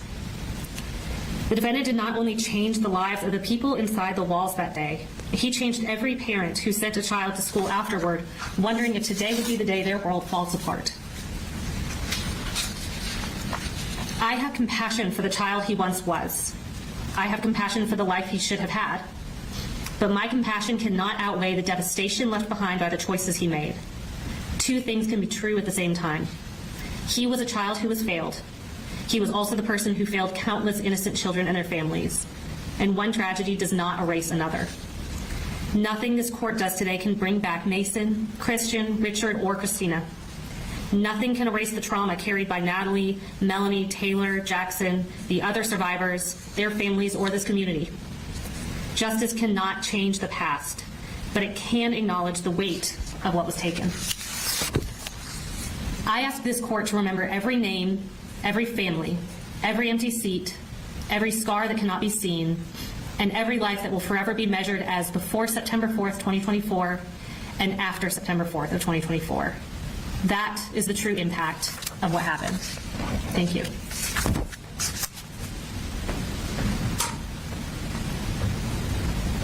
And Your Honor, that concludes our victim impact at this time. We would like to take a short break before we begin presentation of further evidence. All right. So, ladies and gentlemen, my understanding is we'll move on to additional witnesses, non-victim impact testimony. We need to take a break so that their audio-visual stuff can be, make sure it's working. So we'll be in recess. I don't expect it to be too long. You can plug into the TV. All right. We'll be in recess.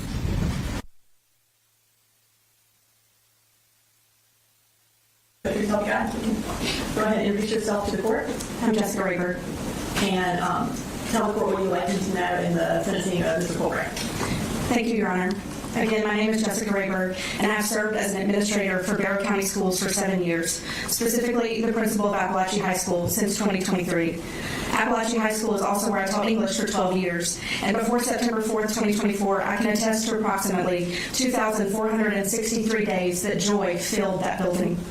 On the dawn of its 25th year as an institution of learning and opportunity, it became a place of horror and loss. This morning, the staff of Apalachee met for the first time to open up the 2026-27 school year, and I should be with my teachers helping them prepare right now. We should be finalizing standard procedures, tweaking student schedules, and decorating classrooms, all while sharing summer stories. But we will also spend many additional hours becoming experts in new duties far beyond our original academic training.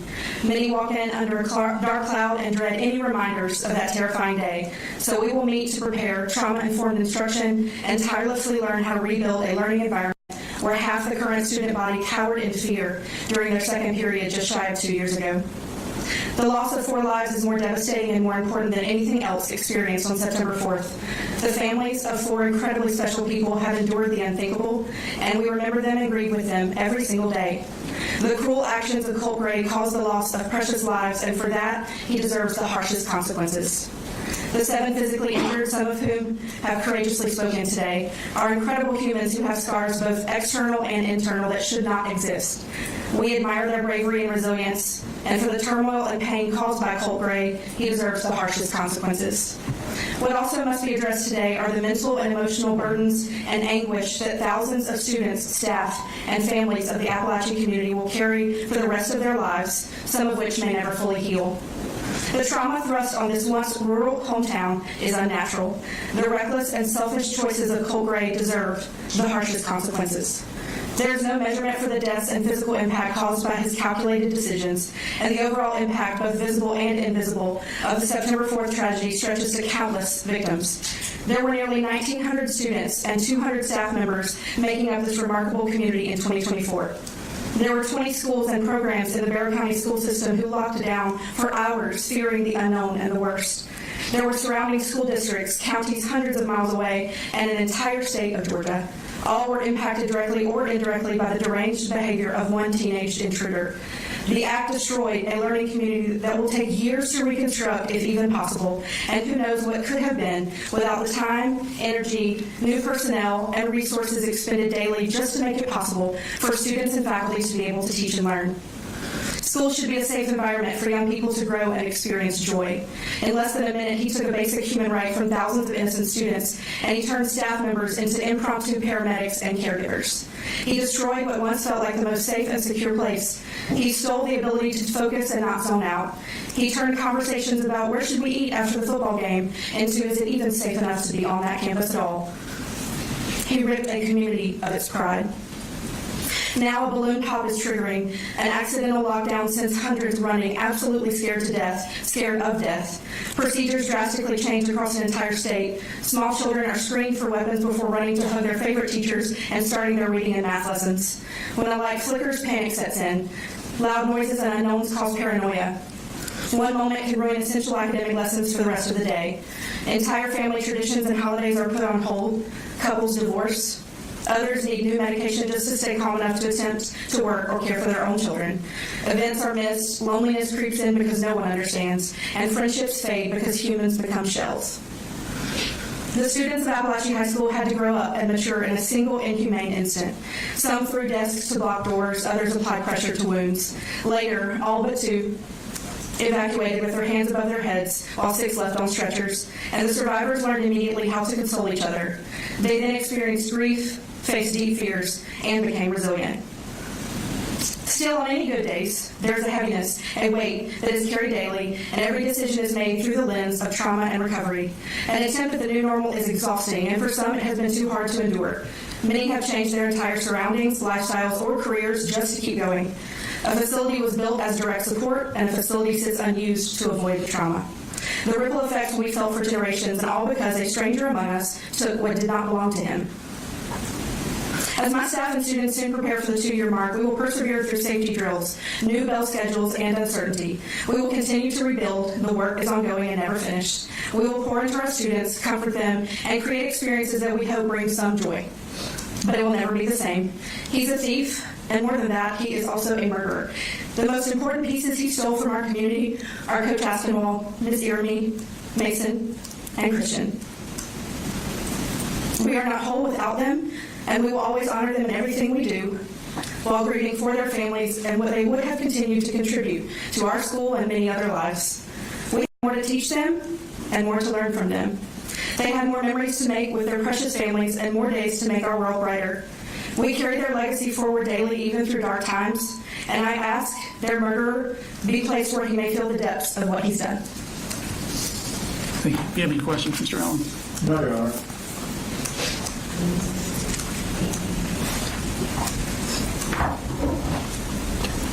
All right, you can call Investigator Smith. Yes, Your Honor, this time we call Investigator Jason Smith.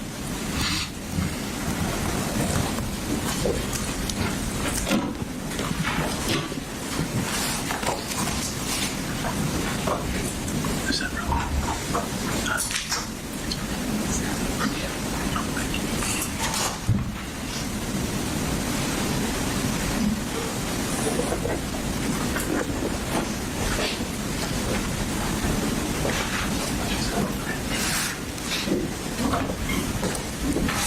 Go ahead and raise your right hand. Do you swear to tell the truth, the whole truth, and nothing but the truth, so help you God? Yes, ma'am, I do. Go ahead and have a seat and introduce yourself to the court. My name is Jason Smith, and I'm an investigator with the Barrow County Sheriff's Office. And how long have you been with Barrow County Sheriff's Office? Approximately 13 years, or correction, 16 years. How long have you been with the Investigations Division? Almost 12 years now. What part of that division are you in? So I'm assigned to our Persons Crimes Bureau. Okay, and were you in that same role in September of 2024? Yes, ma'am, I was. Were you the lead investigator for the Apalachee school shooting back on September 4th of 2024? Yes, ma'am. Okay. And before we get into your specific involvement, I'd like you to just take us briefly through what happened that day leading up to when Mr. Colt Gray was arrested. Okay. Let me get you to hang on for just a second. Is everything okay? I have to stand by this right now. I appreciate it. Sorry about that. Sorry. Thank you, Brooks. And I'm going to have you use this map to do that. Can you just kind of look at it and identify it for us? Yes, ma'am. This is a, have a pointer. Do you like me to use?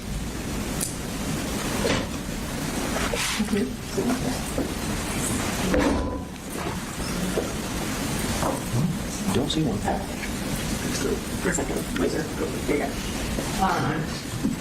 Okay, and then just, is this the Yes, ma'am. partial Apalachee school map? It is. So this area right here, this is what is referred to as J Hall inside the school. The adjoining halls are I Hall, which is located right here, and then you have K Hall, which is right here. Okay, and is that a fair and accurate representation of that part of Apalachee High School? Yes, ma'am, it is. Your Honor, this time I'd like to introduce an evidence case at 344, which is the partial map of Apalachee High School. Mr. Allen? No objection, Your Honor. It's admitted. Okay. Can you show us on that map where the defendant's second period class was? Yes, ma'am. The Colt Gray's second period class is located right here. This is Mrs. Catherine DeReer's classroom, and it's designated by classroom number 2.151. Okay. And while he was in that class, what did he do? So that morning, on the video surveillance footage, you can see Colt come inside the classroom. He opens up his notebook. He stays in the classroom until approximately second period at Apalachee starts at 9:45 in the morning. So at approximately 9:54 hours, Colt Gray tells his teacher that he is going to go see a crisis counselor, at which time he exits his classroom, but does not go to the counselor's office. And instead, he makes his way down J Hall to the student bathroom located right here. Those are designated by the number 2.148. And what did he do in that bathroom? So in that bathroom, Colt Gray remains in a stall inside the bathroom, preparing for what he is about to do. And he ultimately is seen on the video surveillance footage exiting the bathroom area at approximately 10:21 hours. What does he have with him when he exits the bathroom? When Colt Gray exits the bathroom, you can see him carrying his book bag. The rifle is still partially concealed in it. He carries that back down towards his second period class and attempts to make entry into this second period class. Is he able to make entry into that class? No, ma'am, he's not. Where does he go after that? After that, he moves down the hall to classroom 2.152. This classroom is Mr. Ryan and Coach Edwards' classroom, and he is able to make entry into that classroom. What happens inside that classroom?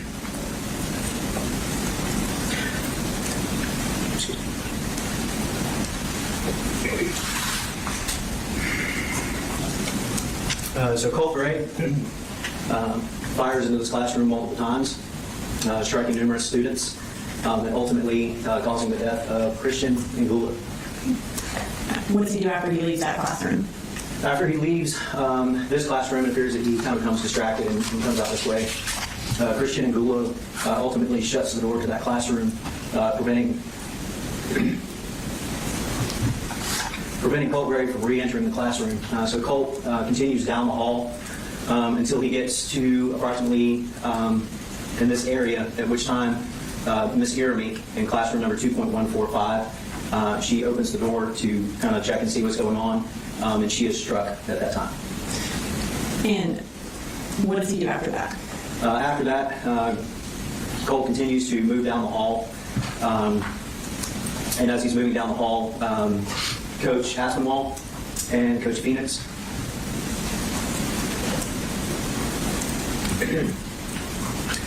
they exit. I'm sorry. Oh, yes.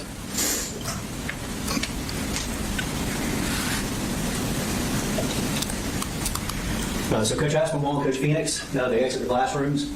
Again, they're coming down the hall to see what the noises are, to see what's going on.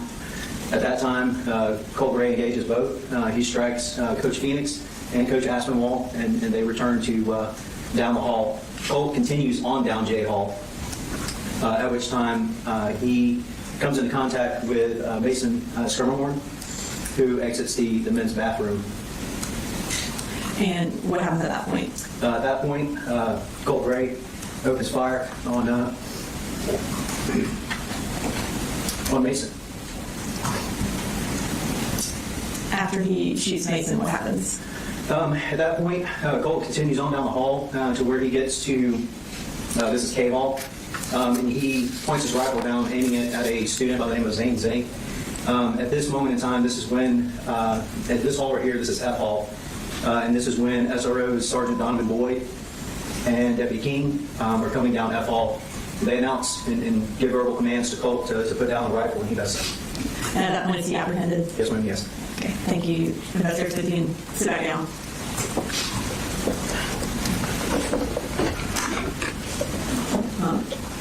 On September 4th, were you at work that day? Yes, ma'am, I was. And did you receive a call that there was a shooting at Apalachee? Yes, ma'am. We received radio traffic that there was an active shooter at Apalachee High School. Did you then go to Apalachee? Yes, ma'am. What did you do when you first got there? So when I first got there, I made entry into the school from a cafeteria entrance, or an entrance near the cafeteria. I made contact with Sergeant Brett Maxwell and Deputy Greg Jones in the cafeteria area. I was informed that they believe they had one shooter in custody, but there was a suspicion that there may be a second shooter. So at that point, I assisted with clearing the side of the school that had not been cleared.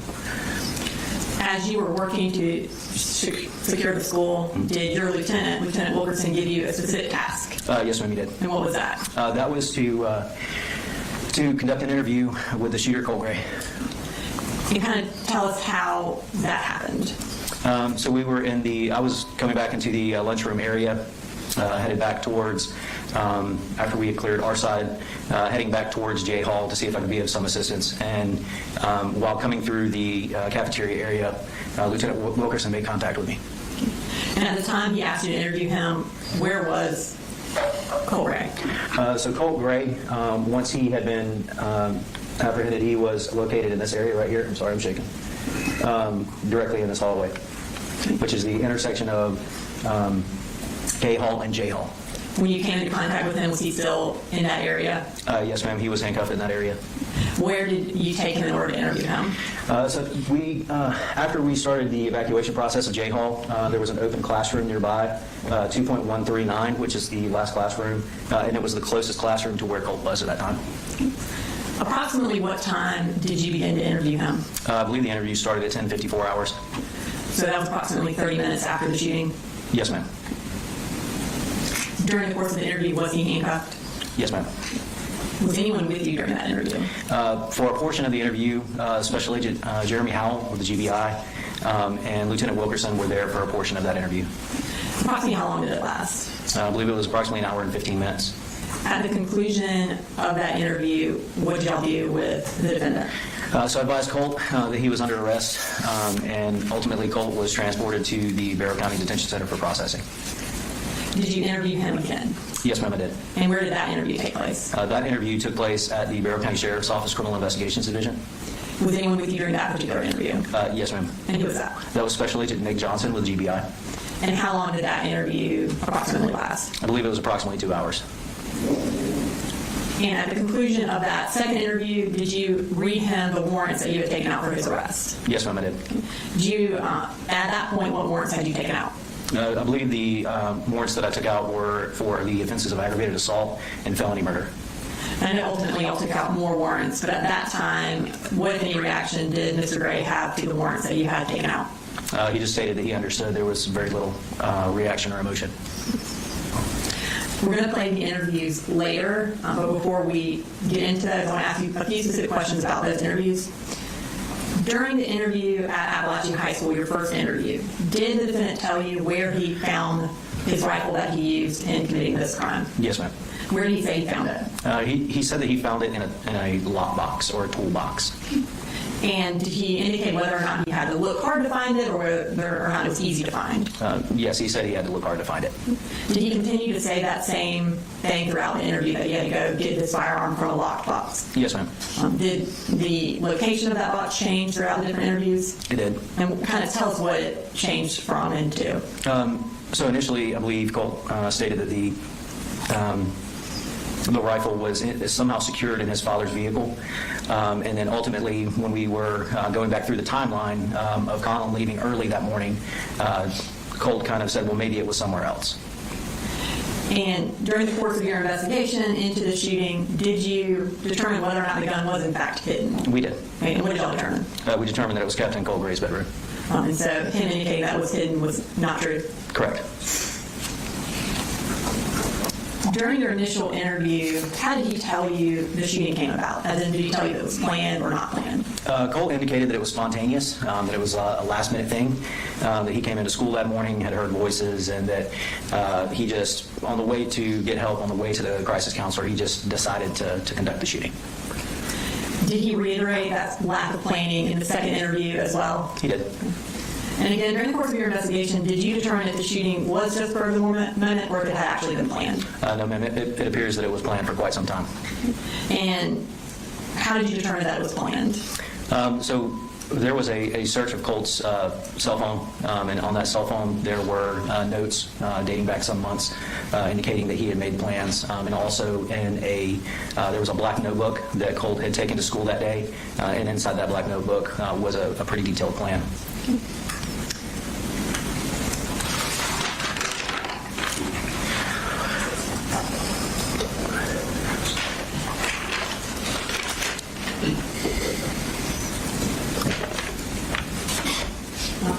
I've just given you what's been marked as State's Exhibit 337. Yes, ma'am. Do you recognize that? Yes, ma'am, I do. And what do you recognize that as? So this is the 3-ring binder that Colt Gray, we commonly refer to it as the black notebook, but it is a 3-ring binder that Colt took to school that day. And is that the notebook that you indicated during earlier testimony that you opened up in Ms. Greer's class? Correct. And is that where that notebook was ultimately found? Yes, ma'am. Your Honor, this time I'd like to introduce an evidence State's Exhibit 337. Mr. Allen? No objection, Your All Honor. right, 337 is admitted. And before we go into what was in the notebook, at this time I'd like to play State's Exhibit 236A. It's previously been introduced under the stipulation. It is a clip from Ms. Greer's second period class. I'm going to ask investigators a couple questions about it. All right, this was stipulated to Mr. Allen. Yes, Your Honor. All right, it's admitted.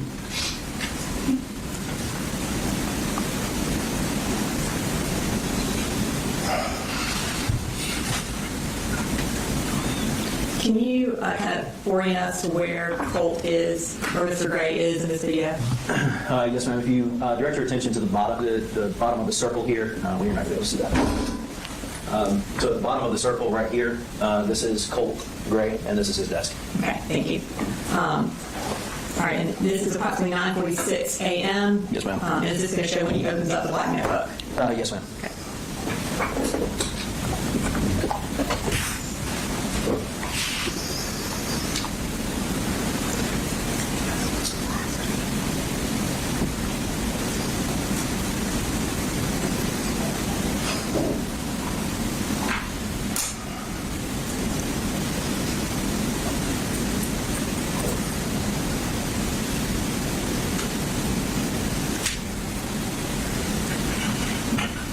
Okay, and so at that point in the video, he opens up the notebook.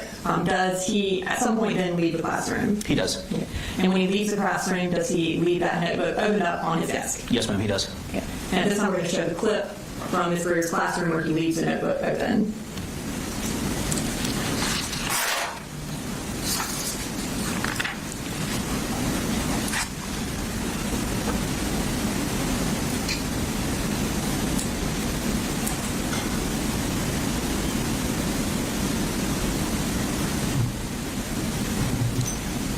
And you indicated earlier that he told his teacher that he was going to go see a crisis counselor. Is this the point where he tells her that at some point in this part of the video? Yes, ma'am.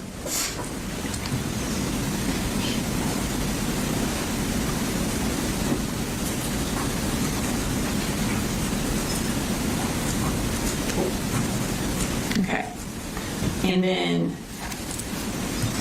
do you know what ultimately happens with that notebook? Yes, ma'am. Sometime after Colt left and went to the bathroom, there is a young lady that was seated next to him. The desks are kind of put together in a group of four. So his neighbor to the left of him, she ultimately closes that notebook, and she places that notebook on a shelf below a whiteboard that was located directly behind Colt, so that another classmate can come sit next to her. Okay. And we're going to show the clip from 10:14 a.m. where that student places the notebook behind her.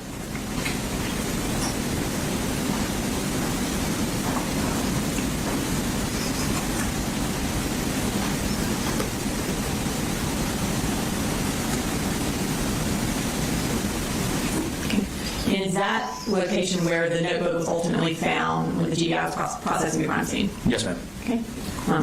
And this time I'm going to bring up State's Exhibit 10, which also has been previously introduced under the stipulation, and is a crime scene photo of the black notebook. And can you kind of tell us on that picture where the black notebook was ultimately? Yes, ma'am. If you look at the whiteboard over here to the right side of the screen, there's a black notebook that is sitting long ways on that aluminum shelf below the whiteboard. Have you had an opportunity to review the contents of that notebook? Yes, ma'am. And at this time, I'd like to start going through the contents of that notebook. Yes, ma'am. So we're going to start, so this is State's Exhibit 337, and I'm going to display page 1 of that for the court. Can you kind of take us through the writings on there that you can see? Yes, ma'am. At the top of the page, there's the number 29 circled. So it says 29, including teacher.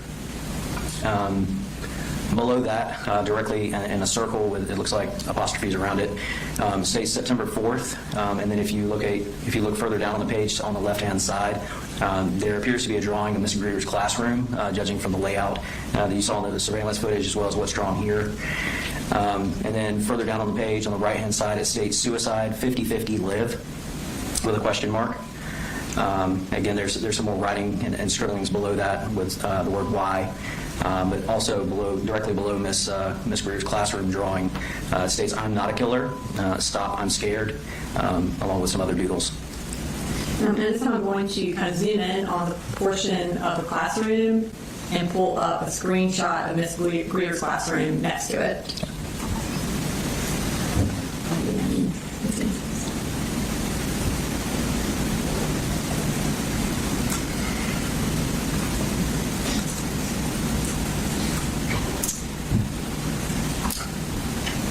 So, kind of, you mentioned, oops. That's okay. We will not zoom in on it, but we will pull them back up. You mentioned that it appears to be, the drawing appeared to be Ms. Greer's classroom. Can you kind of talk us through that? Yes, ma'am. On the drawing, if you look at the drawing on the top right-hand corner, it states desk. It's kind of labeled. And if you look at the video surveillance system on the right-hand side, up in the top right-hand corner, is Mrs. Greer's desk. Also, if you refer back to Colt's drawing, there is a rectangle with what looks like TV written beside it. As you can see in the video surveillance, there is a TV in the lower right-hand corner. And do the kind of orientation and the number of what appear to be desks in that drawing match the orientation and number of desks in her actual classroom? Yes, it's very consistent. Okay. Based on this drawing, does it appear that the second period class was in fact the target of the shooting? Yes, ma'am. Okay, we're going to move to page 2.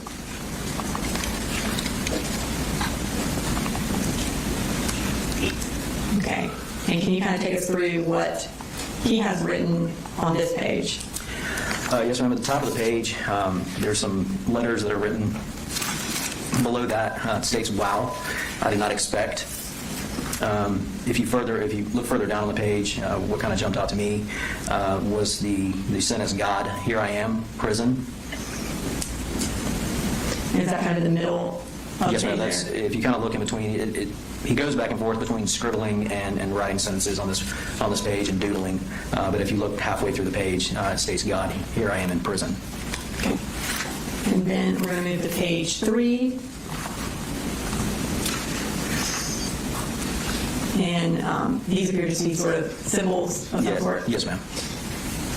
Moving to page 4. Can you tell us what this page is? Yes, ma'am. And reading through this, this appeared to be kind of Colt's plan for what he was going to do on September 4th. And before you read it, based on kind of the content of the plan as well as you viewing surveillance video from September 4th, did the defendant write this plan prior to going to school on September 4th? Yes, ma'am. Okay. And can you read it for us? Okay. So at the top it states class. It says second, walk from first to the bathroom. So I'll set my bag down, open it, and put on vest. I'll take it a moment or two to stay calm and really think about if I want to do this. Take out the poster covering rifle. Take out the rifle and prop it up, against the wall. Vest should be on at this point. Get out gloves that are in your backpack and put them on. Clap a few times to make sure they're on tight. Once done, zip up backpack, check mags, slots in vest. And then down at the bottom, he kind of details what magazines he was planning on bringing. He draws 2 magazines and identifies those as 20-round magazines. He draws a little bit larger magazine and labels it as a 60-rounder. And then he draws a 4th magazine and labels it 30-rounder. And if you look a little bit further to the right, he identifies that he will have 110 rounds total. And is ATP commonly known as at this point? Yes. Okay. So in this plan, he talks about bringing a vest. Did he ultimately bring a vest to school that day? No, ma'am. Also, you mentioned earlier when you were going over what the defendant did that day, that he left Ms. Greer's classroom and went to the bathroom. That's correct. And in this plan, specifically, it says first to the bathroom. Is that correct? Correct. In his interview at the sheriff's office, did he give you an idea, or did he tell you whether or not going to the bathroom was planned, or if it was just sort of spur of the moment? In the interview at CID, he told me, and again, that this was a spur of the moment thing. And based on this written out plan, was it spur of the moment to go to the bathroom? Absolutely not. Okay. He also, in the plan, mentions takeout, poster covering rifle. Correct. In his interview at the sheriff's office, what did he say about the poster being around the gun? So he said that morning that he just grabbed whatever gun and whatever ammunition he could find and whatever he could, what paper he could to hide the rifle. So again, he acted like the poster was not a planned aspect of this. Correct. And based on this written plan, was that truthful? No, it was not. Now, also in the plan, as you mentioned, he outlines the exact magazines he intends on bringing. During his interview, what did he say about the magazines? During the interview, he just said that he grabbed whatever was available. He didn't indicate that he intended to bring a specific number of rounds or magazines or anything like that. And so based on the plan, did he intend to actually have specific magazines that he brought? Absolutely, yes, ma'am. And when he ended up actually bringing the magazines to the school that day, are these drawings accurate as to what, or close to accurate as to what magazines he ultimately brought? Yes, ma'am. 3 of the 4 are accurate. Now we're going to move to page 5, which is the second part of his written out plan. Can you read through that for us? Yes, ma'am. On the top it states, begins, onto the thing, wait a bit, make sure no one is walking in or out of the bathroom. Gloves should be on. Take out your 60 rounder and put it in the chamber, put it in and chamber a round. Okay? Turn on your red dot. Aim down at the floor to make sure your sight is on. Check your vest and make sure that it is on tight. Once done, check the stock to make sure it's at your preferred setting. Put on hat, make sure hair is out of face. Set backpack to the side. Pick up rifle with right hand, open stall door with left. Don't shoot anyone in the bathroom. You will alert people. And ultimately, did he follow that plan? Yes, ma'am. We're going to move to page 6. And again, can you tell us what this is? This is another more detailed drawing of Ms. Greer's classroom. Specifically, what kind of jumped out to me about this one is on whichever day Colt made this prior to September 4th, he appears to document that there were empty seats in the classroom on this specific day. And again, you can see the TV in the bottom right-hand corner and Mrs. Greer's desk in the top left-hand corner. Colt also identifies his personal seat. And is that there at the bottom right where he says myself, I believe? Yes, ma'am. Okay. And can we bring up that screenshot again? Go side by side.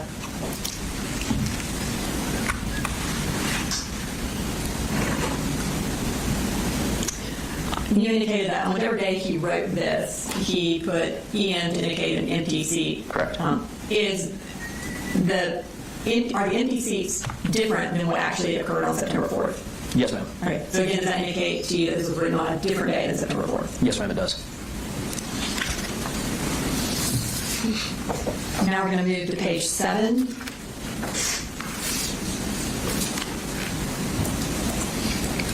Can you take us through what he wrote on this page? Yes, ma'am. This appears to be Colt's plan for how many people he thought, how many casualties or injured that he thought were going to be subsequent to the shooting.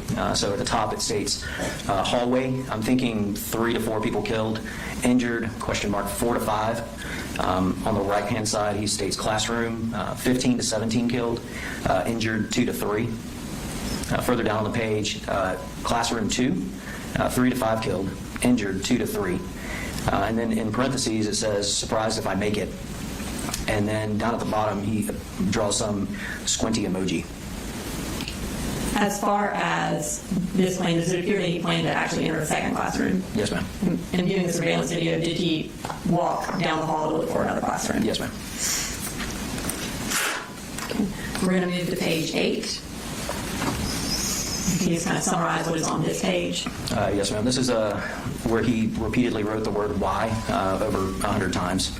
Down at the bottom, he kind of writes out a sentence, why am I like this? And then we're moving to page 9. Again, he writes the word why repeatedly. I think this was over 20 times. Okay. And we're going to move to page 10. Again, on this page, Colt again writes the word why approximately 100 times. Page 11. This is Colt again writing the word why. This appears to be approximately 60 times. And in the middle of the page, there seems to be some type of cryptic letter or code with the word why written out to the side. And then we're going to move to page 12. This is the word animal written 6 times. Page 13. This is a drawing of a sad face, and at the top it's written, I can't wait, I can't wait. Page 14. This appears to be some type of scribble. Page 15. Again, this is just a whole entire page where he decided to scribble in a notebook. Page 16. This is a drawing. There's some doodles at the top of the screen, but further down you can see a drawing of a firearm with the number 10 pointing to the magazine. And then the final page, page 17. At the top of the page, you can see a stick figure that appears to be standing behind a door. And to the left of that door, there appears to be a semi-automatic handgun with a silencer and an extended magazine firing into or through the door. Below that, it says extended mag, and then there's the word Healy is written in the middle of the page, and then below that are a couple more drawings, one of an AR-style rifle, and the one above that, another appears to be handgun. Okay. And that the entirety of what was in that black notebook that was found at Apalachee High School on September 4th? Yes, ma'am. Okay. And Your Honor, I know it's about noon. That kind of concludes that portion of our questioning. Seems like a good stopping point. All right, ladies and gentlemen, we're going to take a recess for lunch. We'll resume at 1:15. Ms. Brooks.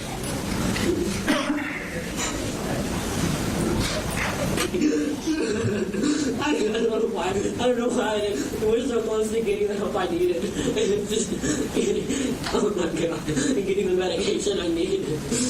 So when I first saw you, you were laying down in the hallway. I think so. Okay. How did you go from firing the gun and shooting aimlessly to being laying down? I would assume. I guess I just dropped it and I was gonna run out because I guess I figured that was enough because I'm not a killer, dude. I know that deep within me. I've always been so kind to people and I always been the one to help. And I assume the officers were yelling at me to get down and I guess they complied. Okay, so you heard the officer yelling at you to get down. They told me to shoot myself. That's a way to. Wait a minute. You said the officer told you to get down. I think so. I don't know. I can't say that I heard that, but I would assume they did. And who told you to shoot yourself? I heard yelling within the walls. Within the walls? Yeah, but or not like in the walls with the classrooms. It was through the doors. So I know some of them were cracked, and it was coming from both ways. And next thing I knew, I was just on the ground. I don't know if they just harmed me or I just dropped it, or maybe it was just a natural instinct of knowing that I'm not a killer. And I didn't want to. Now you said something, Colt, but I want to kind of touch on. You said that you figured that was enough. What do you mean? What is that? That I guess it's just I keep mentioning morality because I know it wasn't completely batshit insane. That was because I had so many moments where I wanted to get help. I didn't want to do this, but I knew that was just me. Like, no, what are you doing? Like, you're not supposed to be doing this. And these kids have done nothing. But at the same time, I think they were whispering, and the teachers were telling me, they were all going to just eventually strike one day, and I don't know, they kept telling me that it was going to be today or tomorrow. Okay, let's go back. You said you figured that was enough. I said, yeah, because I say that it's like I had because like I said, I had these glimpses, and I think that was just morality of just like I knew I shouldn't do this, and I shouldn't fucking be killing people. And hell, it might have even shouldn't be because I saw the police and was like, that's enough. You shouldn't either. You should kill yourself. But I think I got instinctively dropped it. Now, you mentioned that you thought to yourself while you were while you were shooting the gun that you shouldn't be killing people. Yes, sir. Absolutely. Is that what you were doing? I guess so. I saw the white bag. People were hurt. But it wasn't the entire time because most of it was simply me completely gone. There was nothing there. Like the lights were off and nobody was fucking home. Oh my God. What do you mean the lights were off and nobody was home? Our lights were on and nobody's home. You know, I guess that's the same. Okay. I understand. You're talking about your mind? My mind is me, myself. Because that's not me. Oh my God. It's fucking horrible, dude. Oh my God. I'm sorry, man. Do you remember anybody saying anything to you while you were shooting the gun? No, I can't remember. All I remember was just the constant in auditory and like out between like classrooms and stuff. During each time, so people were telling me to. What do you mean in auditory and out? Oh, like inside, like my ears. It felt like, and then there was most of them like almost like in the classroom doors and stuff, just peeking through it. I don't think I could visually see it. I was so focused. I was completely gone. And what were you focused on? I say I was completely focused. I mean, just that thing was just completely like that's all you do because you fucking did that shit. I don't even want to correlate myself with it. What do you mean he fucking did that shit? Who's he?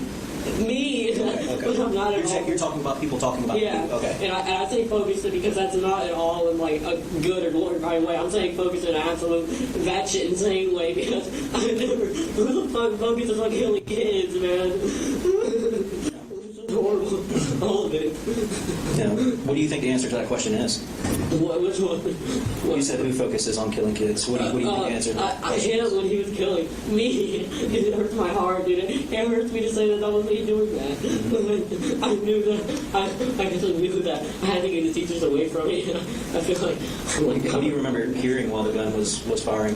Just, I barely remember the gunfire. It was mostly just the people just telling, you know, like I told you, the things like you should kill yourself, you should keep on. Did you hear anyone screaming? I can't remember. I'm sorry. Okay. Look at my ears from ringing. I can't remember. Okay. But it's weird because I was like. How did you feel when you were shooting the gun? It was completely numb, but not in like a psycho way, like in a way that I was not there. So you weren't crying and upset when you were shooting? No, I couldn't tell you. I know if I was there, I was more. I wouldn't even let it get to that point. So you said you've been thinking about doing this for a while. Yeah. When is the first time that you remember feeling like you wanted to do something like this? It was, I can't remember so many traumatic things that happened just in your childhood and now. My mom threatened to kill me and everything. I just felt so like, I don't know. And the schizophrenia started at all. I had complete control over me. Like I'm not that individual who's just gonna go out and kill people. Okay. It was just, You mentioned schizophrenia. How long ago did I know the facility isn't schizophrenia. I know that's not. And honestly, I think the voices are real too. Like I know they were saying. When is the first time that you mentioned that to your parents or your dad? What? The schizophrenia. I think a few weeks ago. A few weeks ago? Yeah, I think he understood. And I told my grandma and my mom. Okay. And I also mentioned mania, which is complete. I have mania, which is God, it's also blurry, but it's like heightened things that like you just completely. So a few weeks ago. Is that about this? How long have you been thinking about shooting the school?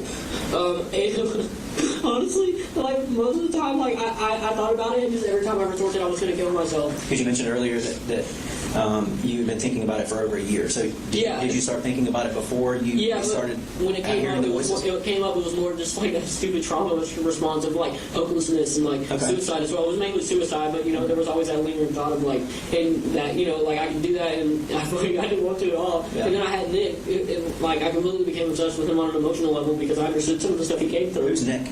Nicholas Cruz. I think You said you had Nick and you became obsessed with him? Yeah, he got arrested, but I mean, he shot up his school, but on an emotional level, I could understand like the trauma and stuff that he went through, and I think it's kind of molded into like that. And then What trauma did Nick go through? I think neglect, and I was really bad at neglected when I was a kid. And it was a bunch more stuff. Just him, like it was a bullying aspect because I was bullied really bad in middle school, but I don't think that's at all the reason. Like I love the school. You told me earlier that you weren't bullied. No, here in high school, the school that I Okay, but you were bullied in middle school? Middle school, yeah. Okay. Because I was going through a really bad time. I was wearing like 2 jackets at a time, and people obviously thought that was weird because I was just What middle school did you go to? Jefferson Middle School, I think. Is that in Jefferson? Yeah. Did you just moved here? Okay. When did you move here? Over the summer? I think so, yeah. We've been here since, like the start of summer, or late 2023. We had Christmas here. and it was just, when I say a year ago, I started school here a month ago because I was originally planning for a while. Right. They never got around to getting me to school. The plan was to do homeschool, but they just now got me signed up for school. My mom was supposed to be doing it. But So help me understand, you mentioned your address earlier that you live off of the Smith Mill Road. Who lives there with you? Wait, 896 Harrison Mill. Harrison, oh, I'm sorry. Thank you for correcting me. 896 Harrison Mill Road? My dad and my mom aren't divorced, but they separated a while ago because... What's your mom's name? Marcy Gray. M-A-R-C-I-E or something else? M-A-R-S-E-E. Oh, okay. Thank you for correcting me. No, it's fine. G-R-A-Y? Yes, sir. Do you know her phone number? I don't, but I'm sure it's my phone somewhere. I'll text her. Does she live at your house on Harrison Road? No, she visited for a week, but she's on probation because she threatened to kill me and my dad and was doing drugs and stuff. So your mom is on probation for threatening to kill you and your dad? Yeah, well, she went to prison for 6 months, but and she went to rehab. I'll try to interrupt. The young gentleman here laying in the hallway, was he with you? No, sir. I completely I guess he was random. I don't know. I told him I was doing it random. Nobody in particular I was targeting at all. Hello, everybody here, man. Who's the gentleman that he's talking about? I think the white bag that's out here. Okay. I don't know though. The white bag, does he mean that he's deceased? Is that what that I white bag think means? so. Oh my fucking god, dude. So you said that your mom was on probation for threatening to kill you? Well, she was on hard drug meth for a while, and nobody believed me when I said she was. But eventually, she kind of got long story short. She duct taped my grandma into a chair and held her hostage, and then went on the road, I guess, and was found with a gun in the car and meth and a scale. Okay. And so that obviously got her up on charges. She duct taped grandma to the chair? Yeah, she took a picture. And she took a picture? How long ago was that? It was a few months ago. A few months ago. 3 or 4, maybe. And was she arrested for that? Yeah. Because they found her at a Walmart. Okay, so your mom doesn't live with you anymore, and you know where she lives? She lives with her, my grandma. She lives with grandma? In Cheryl, Georgia. She lives with grandma, the one that she duct taped to the chair? Yeah. I'm scared of her. So that's in where? Fitzgerald, Georgia. I think her girl's address is White Drive. White Drive? White Drive. White Drive. I don't know which number. Okay. Does anybody else live there with you, other than your dad? It's me, my dad, my sister, who's 13. What's your sister's name? Jenny Gray, G-R-A-Y. And my brother, he's 28. You said your sister's 13. Where does she go to school? She goes to Hammond? He's in 8th, I think. And you have a little brother? Yeah. What is your little brother's name? Colt Gray. His actual name's Colt Gray. C-O-L-E-Y? Yeah. How old is he? 8. He's 8. Where does he go to school? I can get confused with the name. I think it's Creek something. I can't remember. Creek something? Okay. Or Drive. I can't remember. That's okay. Anybody else live there with you? No, it's just us. So who was home with you this morning when you... My brother, my dad sent my brother to school, and my sister gets on the bus after me, so I told her I left her. Okay. And I don't think she didn't know at all what was happening. I didn't either. I don't know what the fuck this is, any of it. Okay.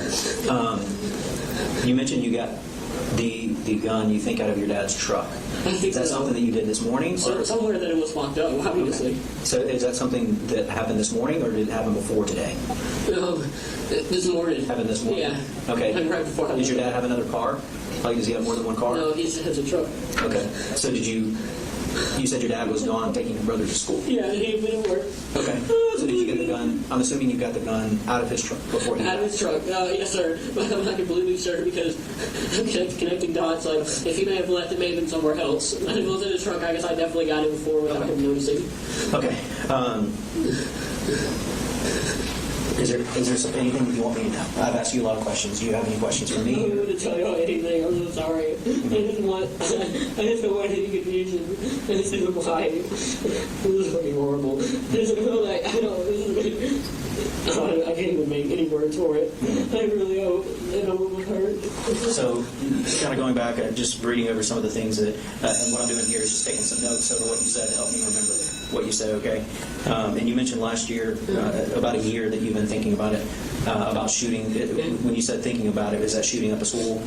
Mainly just suicidal. But yeah, it was mainly the things. The facility, because they had altered a bunch of shit in my brain that contributed to doing something like this. Because I thought a lot of them, one of my teachers mentioned that she knew somebody at Jefferson Middle School. Did you ever, I know you mentioned that you talked about it on Discord, but did you ever tell anybody on Discord your plan to shoot up a school? Or did you? Honestly, I vented a lot to them about the struggles I had been going through, and it came up, yes. But I don't think it was enough for them to actually, because they were worried. I don't think it would have been actually enough for them to be able to go. What do you remember saying to them?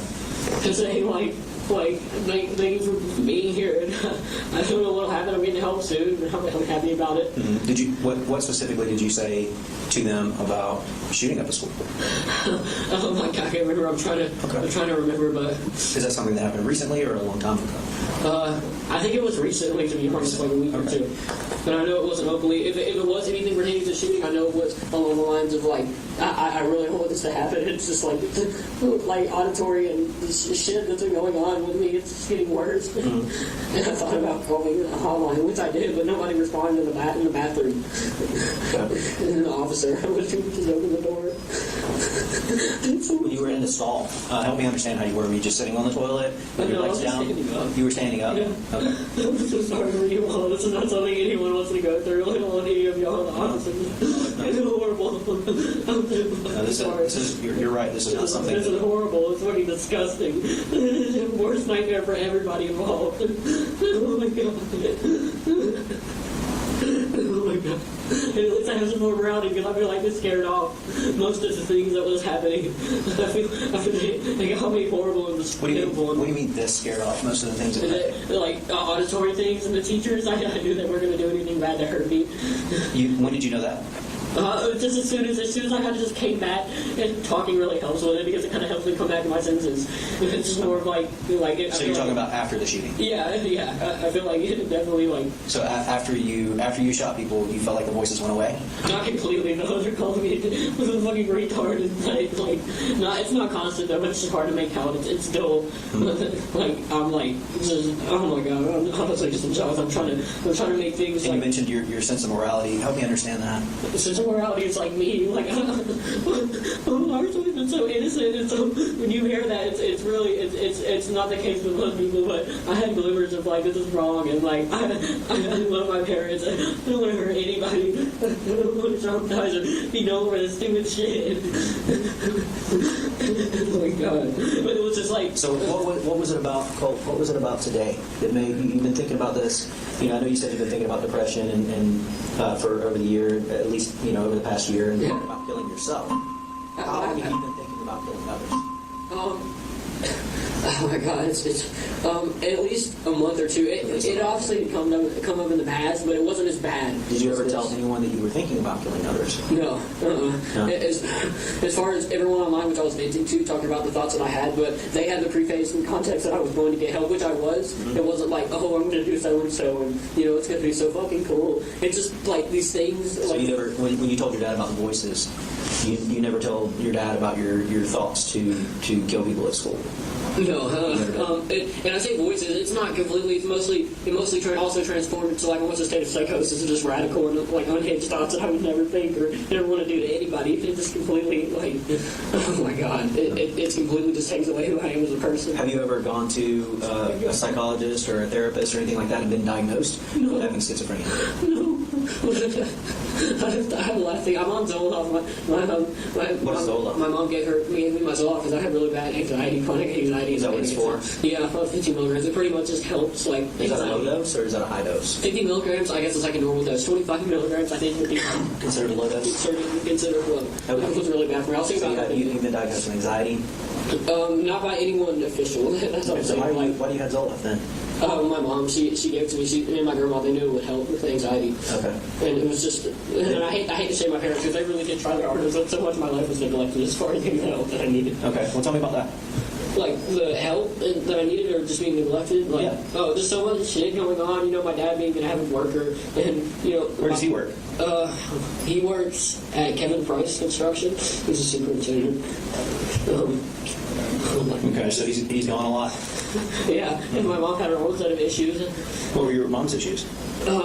Just really bad. I can't even pinpoint that. I know it's a lot, but she had really bad anxiety and depression, and she just said a lot of mean things. What kind of mean things did she say to you? Like, especially towards the end, about killing us and stuff. Simply duct taping my grandma to a chair. It's enough to say she's Your mom threatened. Yeah. When did she threaten to kill you? Was that before or after the incident with your grandma? After she tied my grandma, I think she tried to get my grandma to drive. She told me that she tried to get her to drive us up here. So she didn't tell me why she wanted me to, but my grandma knew that it was inherently bad. So she tied her up and said that I'll just have to kill Colt and my dad. I think I got the gist of it because he's our husband. Okay. So when you say neglect, what type of neglect did you feel? I know your mom threatened you. Emotionally neglected? I was good physically, just emotionally, it was just... So kind of help me understand that. Does that mean that they didn't pay attention to you a lot? Yeah. Okay.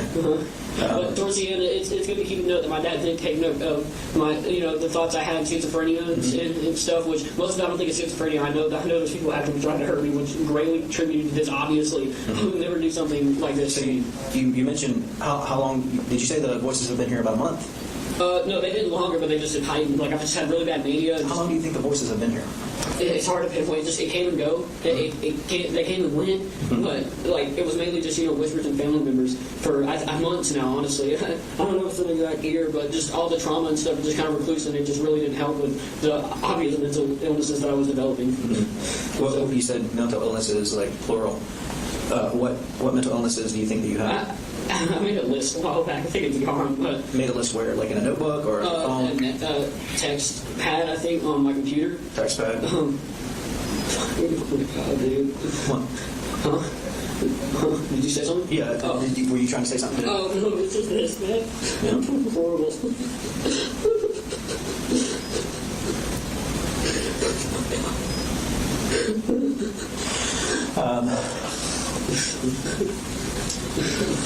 How have things been at home with your dad? They've been good. We have arguments here and there, but... What do you guys argue about? Just things in him. I argue with him, about just not taking proper measures, being, a good parent. And he definitely tries his hardest, I know, but it's just, I have some drama or stuff that really just doesn't help good with him being, supportive and all, like being completely, competent, which he is a good parent. I love him with all my heart, especially towards the end. I think he finally realized what was up, but I think he was so used to me just being that young, right boy, dude. That young what? The young, right, innocent boy, and so quickly just had these things that just, the trauma just recludes me to the state of just, I don't even know what I am, dude.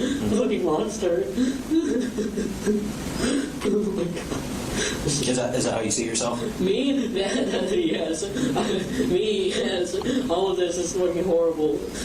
I want to at least find me inside of all this, but it's so hard to because of all this shit that I've thought, and I know that's happening to me. Right. And after saying this, it's hard for me to ever forgive myself, sane or not, medicated or not. So, you said you've been thinking about doing this for a while. The shooting? Mm-hmm. A while, as in, it popped up, for a few months, but not as severe as it was. It was only after, the symptoms and illnesses popped up that it's almost like, the teachers and stuff, they kind of leased onto it, and, whatever these people are, they just took advantage of it, and they knew that I was, unstable. So, over the past few months that you've been thinking about shooting up the school and killing people, what made it today? Today, I was told via waves, I don't know, it was something that I know I heard, and it was a multitude of people said it was going to be sometime soon. It was either going to be possibly today, tomorrow, it could be this week. I didn't know, and I was scared, and that kind of formulated into I wanted to get help, but and like I said, with that, it formulated into them saying you should do some fucked up shit like this to try to deter them. I don't know, not it's kind of weird because not whispers specifically, but just the teachers, because I know them. Have you talked to the school counselors here about the voices that you hear? I have once. I went a week ago. A week ago? Yeah. What did they say? She did stop my parents and just kind of listen. She didn't really give me much advice, but she did say it take as long as I need, if I feel unstable, which I did, and I'm glad I took that route. Did you tell her that you felt unstable? Yeah, at that time. And that's when it just do you remember the counselor that you talked to? I know she was African American. I can't remember though. Okay. African American. So There wasn't. It was the voices that told you today was the day. Not only that, it was like kind of a 50-50 possibly. From what I can gather from it was that, and the teachers, whispering subtly and having like, having people like inside the classroom. When you went to go talk to the counselor, did you tell the counselor about the teachers?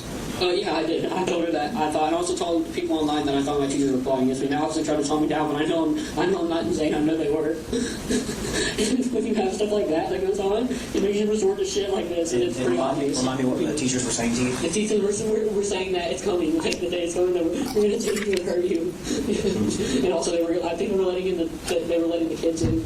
Oh my God, I'm sorry, dude. That is horrible, man. I just haven't even. What were the family members? You said some of the voices were family members.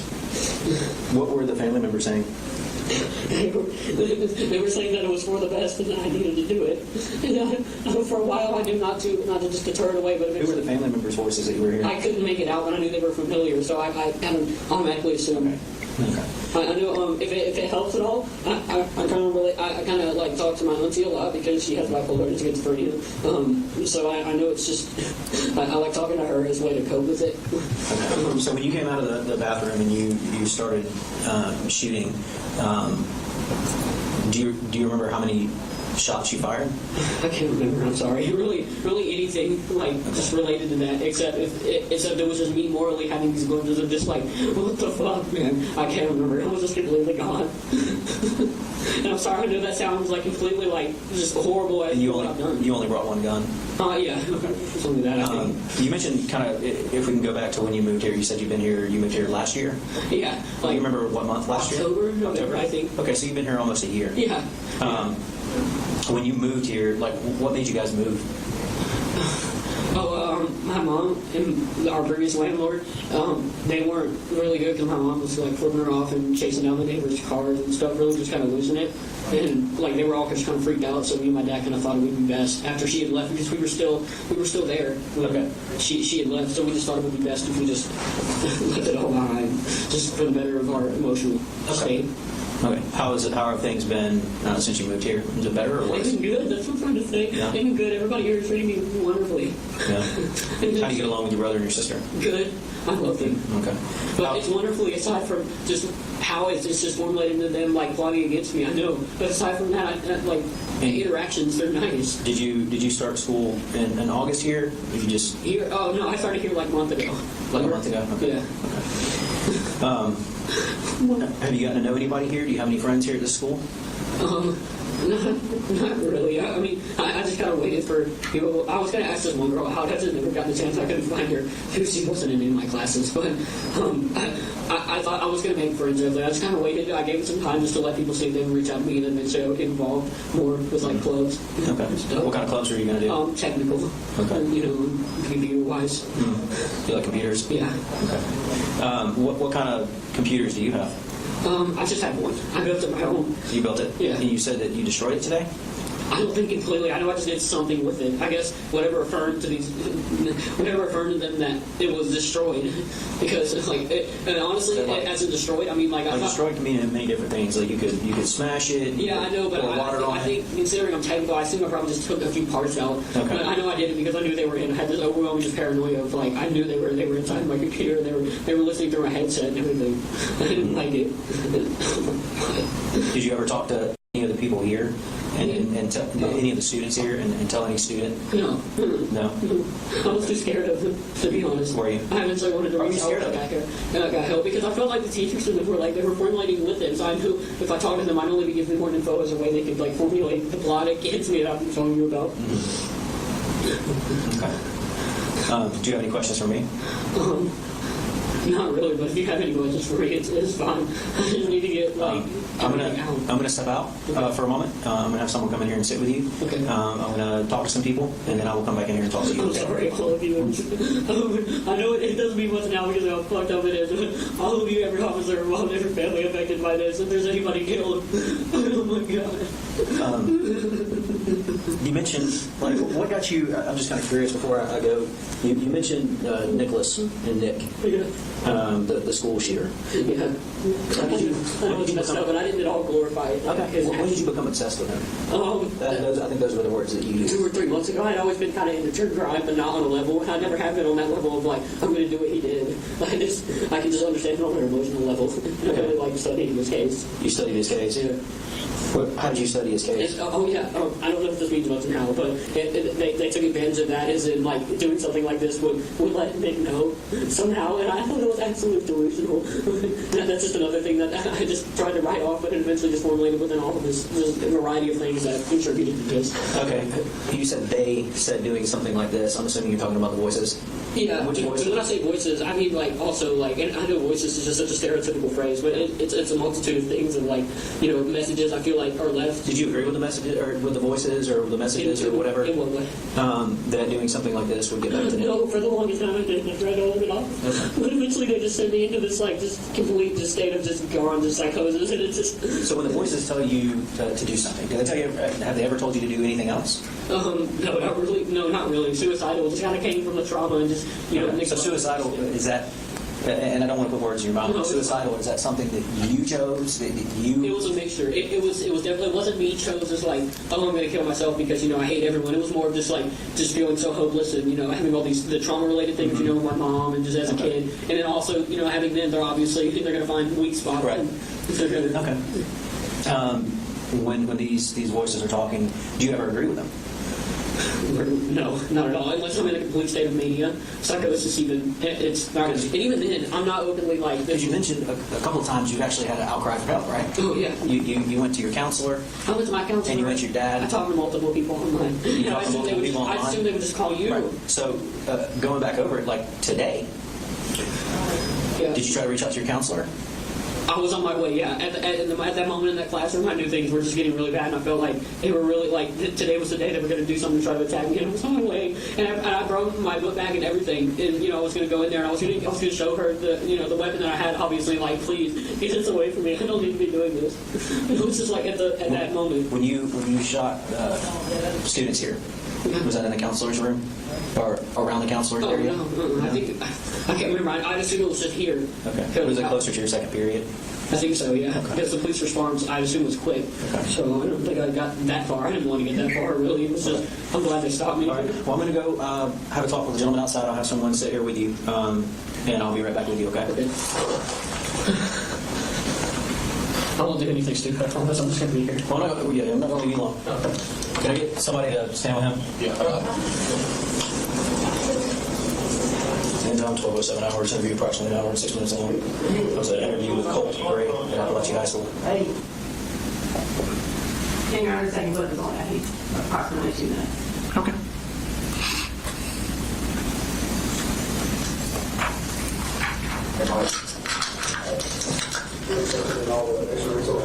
Well, 23 hours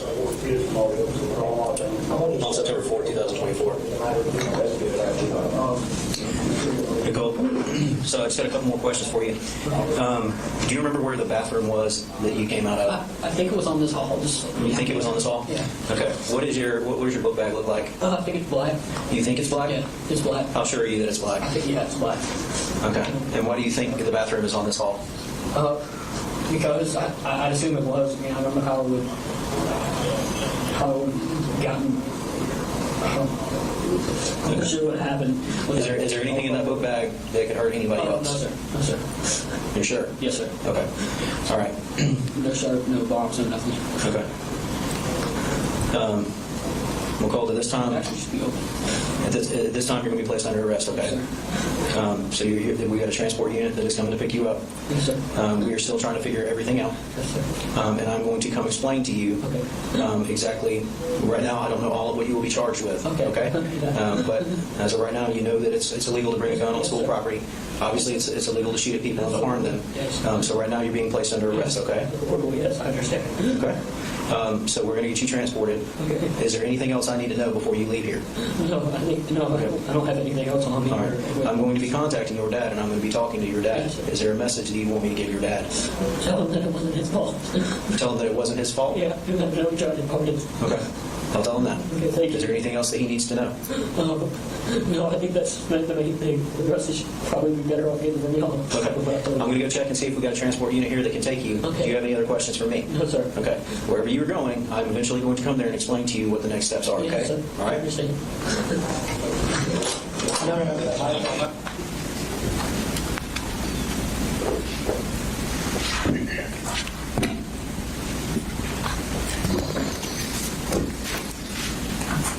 All right, so you mentioned earlier that you interviewed him a second time at the sheriff's office. Is that correct? That's correct.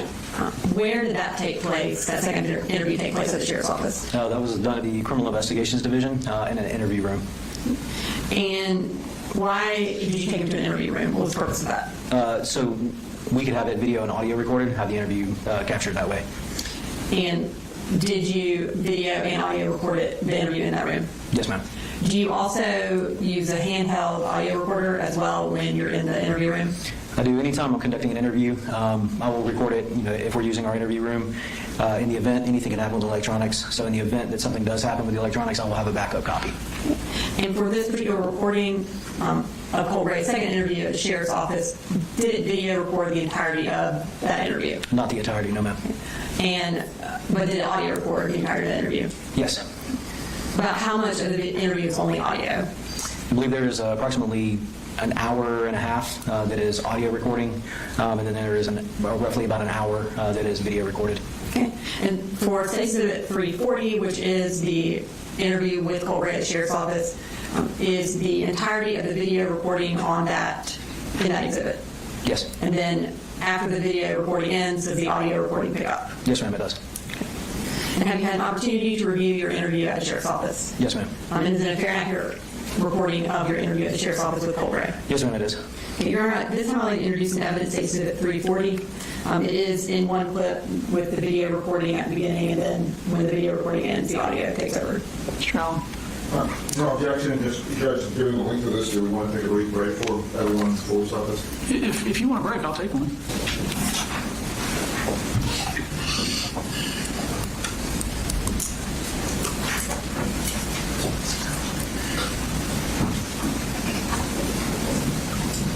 And I don't recall if it was admitted, but 340's admitted. No objection. No objection, no objection. Can I introduce myself again? Okay, okay. The investigator Smith, I'm with the Bear County Sheriff's Office. I'm sorry, it's a little difficult to hear, Your Honor. I think we have it all the way up on our computer, so I don't think we can make anything about it. I have just given it almost all I've got. So I'm going to talk to you later. Finish that. Before I do again, if you are under arrest, we need you right, okay? Same thing like that. All right? You have the right for any time. You can say, you need to go walk. You have the right to talk to a lawyer. But if you want to do questions, you know, how long you can do it, when you go to the questions, you do it. You can try to any time, it's like you're right. I have any questions. Let me understand you're right, that's fine. Have your right to mind. You have to speak right now. So there's a couple questions. As you can imagine, there's a lot of people involved in this case. There's a lot of contest in the school, a lot of people to talk to this process. One of the questions that have been posed to me is resolved. Okay. And probably you said earlier, you said that you were so long to get the best of your knowledge when you were back.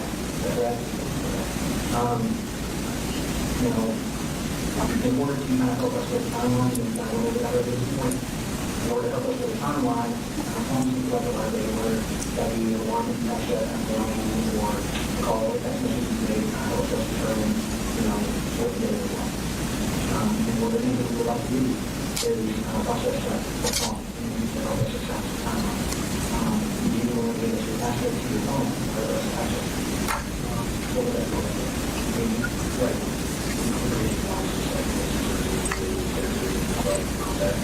Yeah, again, I told you, help us establish a timeline out of there, things that are going on, you know, things that how we're evaluating the business and doing that, so they know about the way you review, I'll do my best. What is, your name, what is We're actually in high school, it's like, it's like 8 hours, it's like 3 rows, 3 months, right? Okay. A little bit less of help. Okay. So the part of the allocation is doing that. Yeah, so it's like, let's say, right here, I'll show you the doc. You draw them right in. Let's see.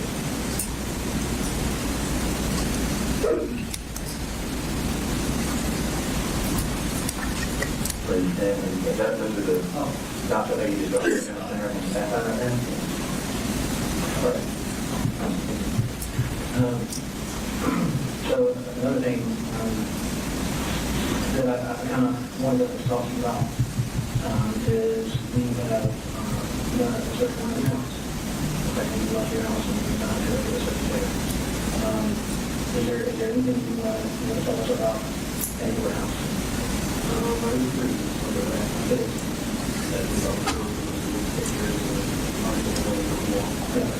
When you say mid, is that Nicholas? Okay. And why do you have a specific one?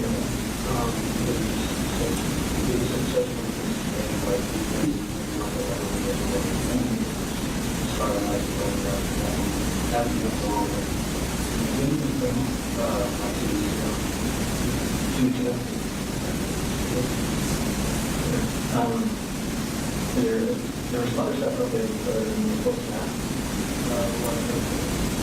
There's some writing. Oh, probably some newspapers. And you mentioned to me earlier, you remember telling me you're not being successful with yes, sir, but also it's speaking of that. I know it's just in a way that I doesn't feel like that before, like, getting you to like, okay, yeah. Tell me a little bit more about that. What do you want to do? Well, like I said earlier, I also have two crimes down in Cristina, serial killer, they've got, at him, and so we have so much more to drive, and we're doing a lot of process, and stuff, and how do you go with that? The neglect from the overseas is not having over there.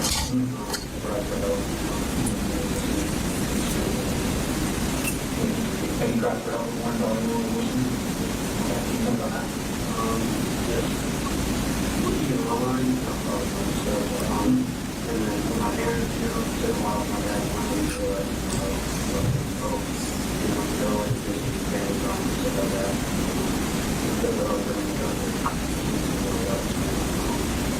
What kind of red flags do you think? Do you know what a red flag is? What was red flag? What flag is it? Do you think there were any red flags that people miss? Honestly,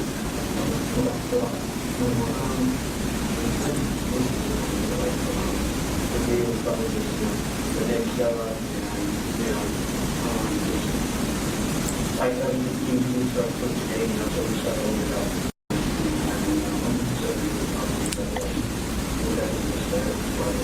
I feel like improvement-wise, that could go on for a while. But I'm really going to touch on that.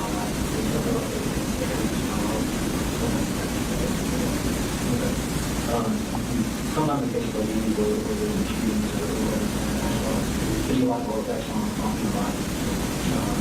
Where they think about that. What a journal does, and how shortly after this thing happened, there's a thing you said that you remember earlier today. And I kind of walked over it a little bit, a timeline of being able to say, you were telling me that you hadn't slept on the last day. So it was also that everyone tries to do most of the things like blackout, like maybe that's up there. With me, my grandma and my mom, that I had a few reasons to stuff that was but most of that, like, didn't I feel like you were not, I was not all good for you, or, this and that, did you kind of going back to that timeline, when you got into school this morning, you mentioned that you went to go look for your father. Did you talked this morning and how we were really, that's what really funny for me. It was like at that point, it was just so like, I don't know what it's doing inside, but you know, like, you kind of see the fragments of the whole thing itself, and that probably was like, I definitely got an way of full bounce block, but I know it was some type of rock up the lot, so I didn't. Okay, do you happen to remember if that was inside or outside the house? One of the two. I know we might have stuff outside, so it might have been outside. Okay. And you mentioned this morning that you found out what was happening. The time that you exited and the time that all was the time, did you have any more information about you? Barely, like I said, most of the ones I've been to already is mostly like, you know, but it's so much of it with all of them, like even using natural ones, you know, like like that, you know, put mine in on board. Like I do, like having all I always remember is just Aaron, you know, yelling obviously on the front of the woods, you know, down the hall. And I knew it was going to smell like gunpowder. So that's just kind of like over there. Did you made a comment earlier to me to stop shooting because you felt like that was enough. You know, making that comment? Yes. So hearing that statement again, it's been earlier today, is that are you able to explain that? Yeah, I think I can, but it was, so I think it was more of like, when I say, I felt like I stopped shooting, it wasn't having, you know, self-awareness the entire time, like, oh, it was so cold, where it's not wanting to stop shooting. It was more just like having a feeling, just like, simply break through and just feeling like, because if you remember, like, the whole thing about it was trying to get, you know, people away from the scared of me, not want to continue this place, but I know they still, you know, want to do, you know, see all this, you know, it's horrible. I don't even want to know what's in the house, but it was like, this is right. You remember shooting? Yes, sir. I don't think I shot it too much. I think I just shot it from I think it was literally just one of those. Coming from my like, coming from my, you know, the other perspective that I'm getting people, like, I assume, you know, about how many rounds you shot people. Not really. I mean, it felt short, definitely, because that's just, you know, like that, you know, that we come back to it's slow, it's not faster. And how many rounds did the firearm hold? I think 19 was, I don't know, I was asking for that 19, because I know two were pretty big, so I assume they were high capacity, so but you may load. They use it. I might have. You know how many times we've gone? You want to say a grab, and I want to grab like two or three. But it's like loaded or unloaded. I think there was, yeah, just like, okay. When you say two pieces of stuff, my dad, okay.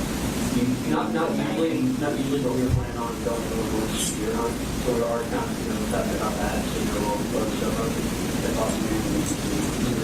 going to see if we can get one of the magazines.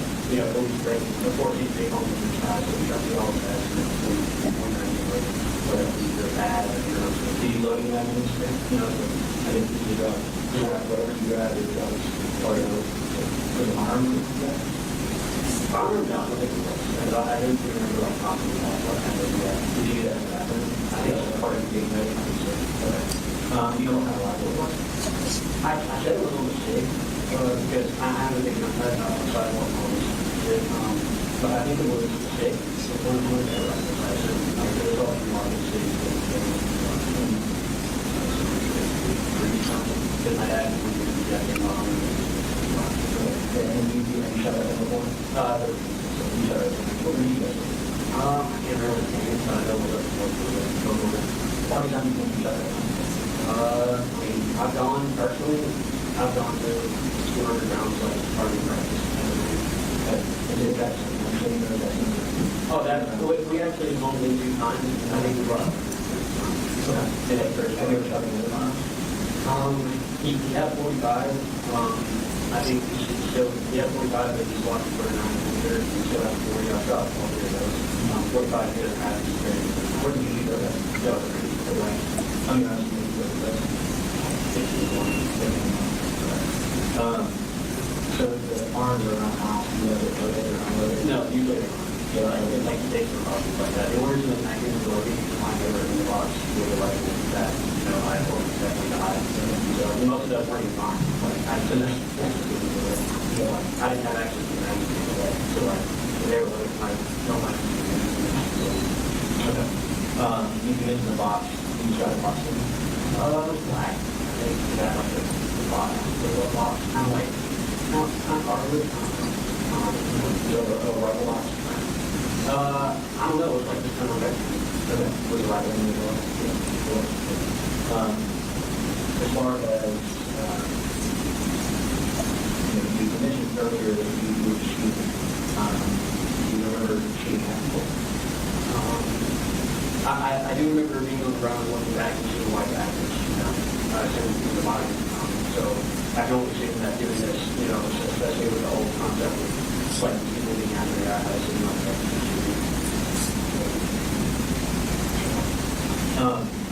whether it be Irimie or just, you know, so you think part of your attention is to people. That I can't say for sure, because it's you keep in mind that throughout that entire, more the voices that the voices were saying more people on the line. So when I say voices, it's more just like in your auditory, like whispering kind of thing. Not like constant, but whenever Mania and Super Nintendo together, Mania is just kind of like really like pretty dogs. Have you heard the voices?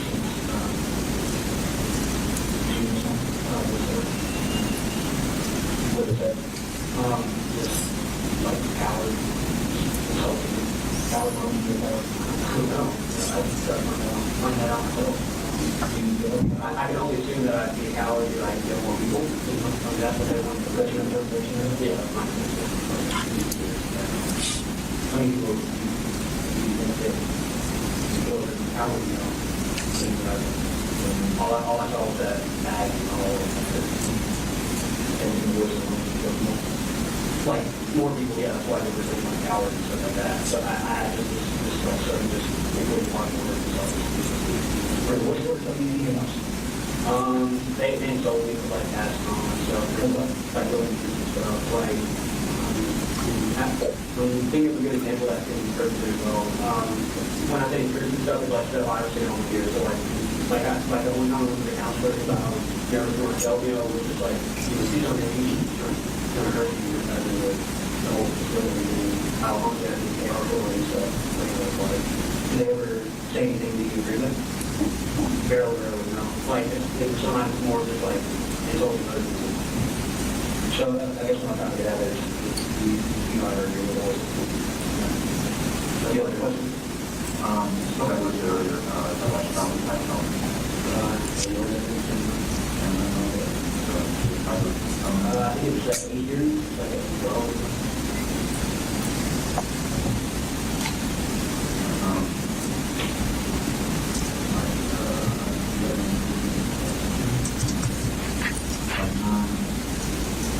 What's the red light? I don't remember what the one that when we got on the red light. I thought it started out not being one of those again.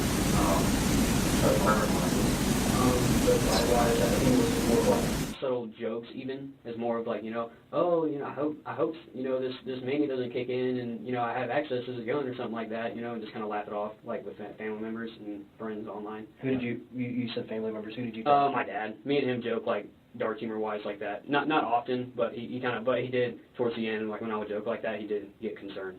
Mm-hmm. And that's why he made and I made myself, you know, the actions to go forward with. Do you remember your online friends' names on Discord? No, but I have them all added, so you could probably go through there. I think one of them's Mandy, and then that's the one I know. And yours was the occasional burner. Yeah. Okay. Is it spelled weird? Does that have like a dollar sign in it? No, it's just occasional. Occasional burner. space burner. No, no space. No just space. Occasional burner. All lowercase, uppercase. All lowercase. Okay.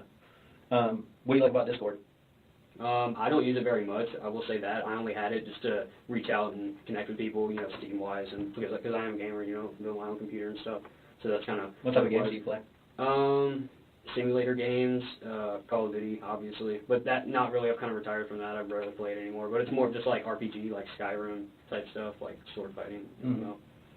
I know Mandy, me and her got in contact because we were really like sharing ideas Nick-wise. Like they were never anything bad as to, it was an echo chamber of like, oh, we're both going to do something. It was always just like how we agreed that it was bad what he did. But Did Mandy ever send you any pictures or anything like that? Oh, her?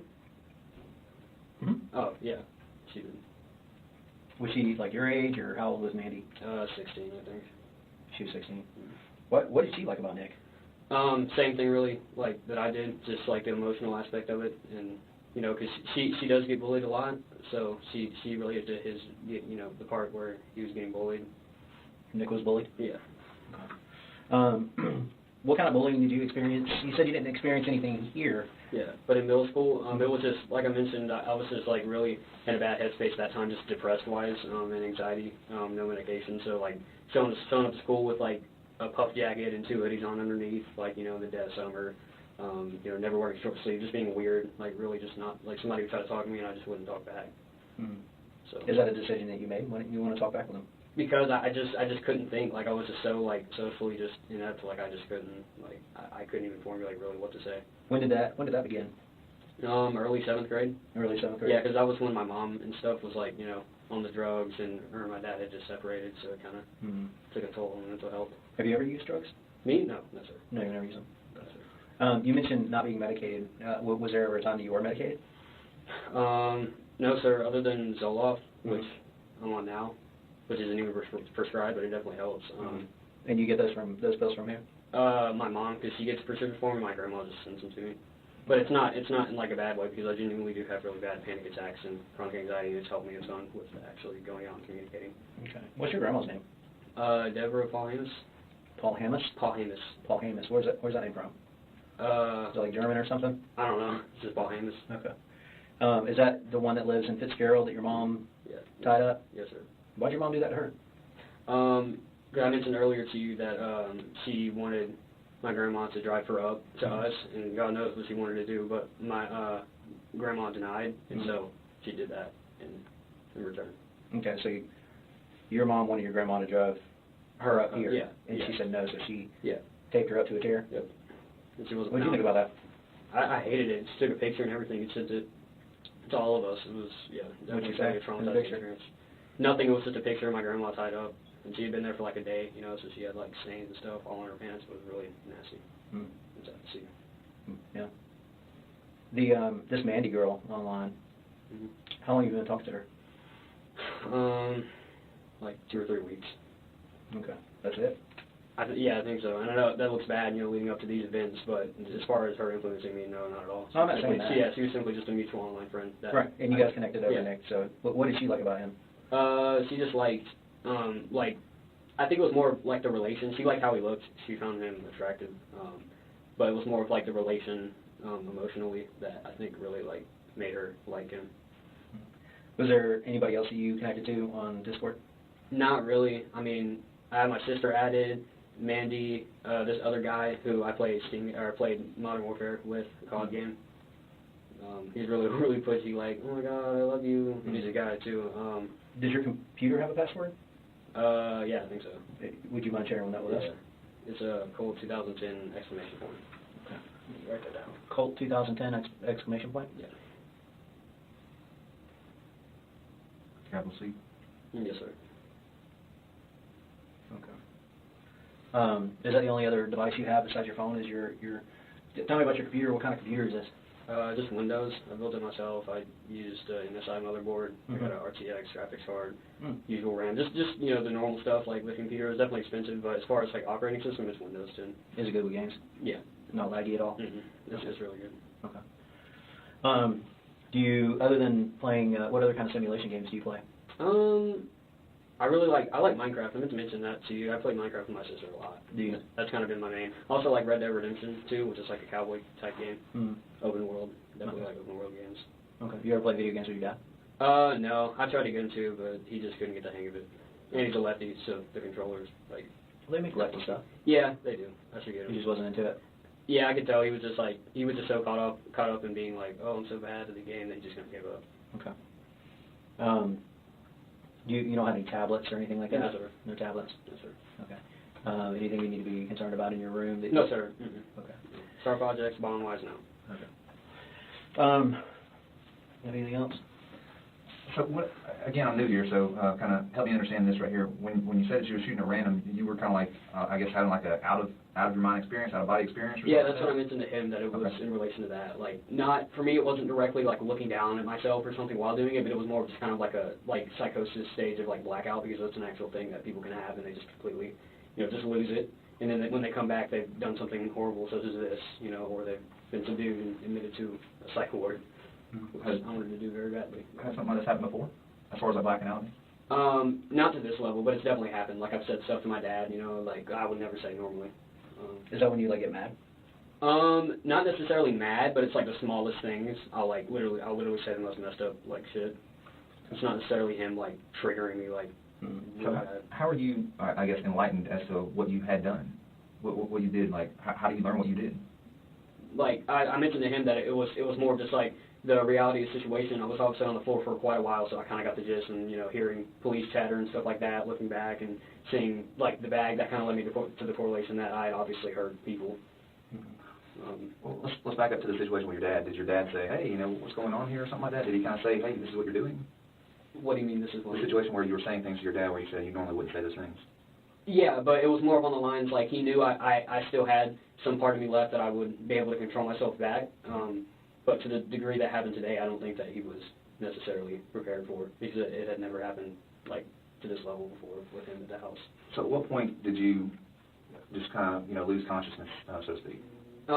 It was more of just like, I felt like, because I did have in the bathroom when I was in there for a while, I did have like leaned up against the wall like shit, like what am I doing? Like this is absolutely horrible. And then like literally like I was like I told him I was walking up to the counselor's office. I was gonna show her what I had, like police just take it away and get a resource officer to arrest me. But I just turned into the bathroom, and by that point it was just completely gone once I got into the stall. So that's what I'm hearing. There are moments of clarity. Yes, sir. Okay. All right. So walk me through all right. So this happened around 10:20ish. All right. So that sounds like second period to me. Is that correct? Yes, sir. All right. Walk me through your first period. My first period, like, it just went normally until the end when my teacher questioned what was my bag, which obviously was how I assume I had somehow formulated this plot on how to get the gun in. It was complete psycho, but like I from what I had viewed, it was like wrapped around with like some poster-like thing, paper. Might have just been some form of that. Yeah, that's all I can remember as far as. How exactly did she question you about it? She just said, "What's in the middle?" Like.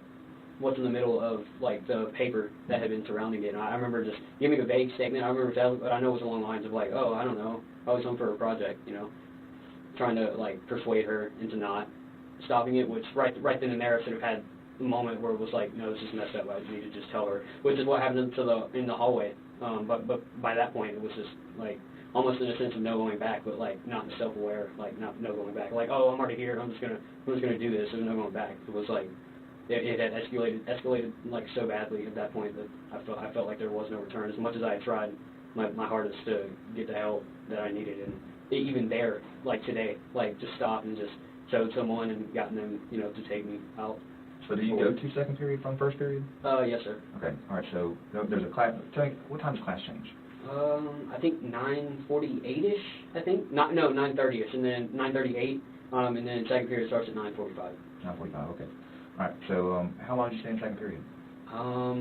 Yeah, that's when I was saying it was just like on the verge of this complete like psychosis at that point. I told my teacher I was going to go to the counselor because I felt that that's literally I think that's all I said. Like internally I was like I need to go to the counselor because I feel something really bad is like coming on. And by this point I had already had the gun and it was just like that's kind of what formulated that I need to go to the counselor and get her to get a resource officer to take this away and take me to the station to prevent all of this.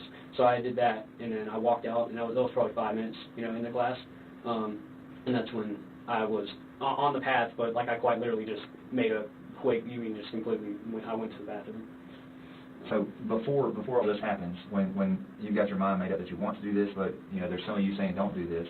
And as far as my mind being made up to do this, it's not a self-aware like like morally I want to do this, you know, like, oh, I have the urge to kill people, I'm going to go do this. That's horrible, and I always told myself I was going to call the hotline, in which I did in the bathroom anyway. But I mean, once like you just completely black out and you have these like horrible thoughts and urges and intrusive thoughts that you just can do nothing about, there's really no stopping it at that point unless somebody actually sees it and can physically stop you. So we have moments of clarity in the bathroom, and then the next moment of clarity is just where? That's when, at that point, I'm just gunpowder smell, smoke everywhere, police yelling, you know, on the ground, I'm on the ground, over by the doors exit, where most of y'all probably saw me laying at. And that was pretty much where it was like, holy shit, you know, and that's when I kind of started to break down, you know. He remembers because he took me in the classroom, and I just completely just told him, like, you know, dumped everything. I mean, like, it was genuine. Like, it was just horrible. Like, just the shit to see. I couldn't even look, like, when y'all were walking me out, like, even in that direction, because it was just so horrible. The smell was horrible. Like, I still had the gunpowder smell in my nose after I'd been delivered to the police station. I hated it.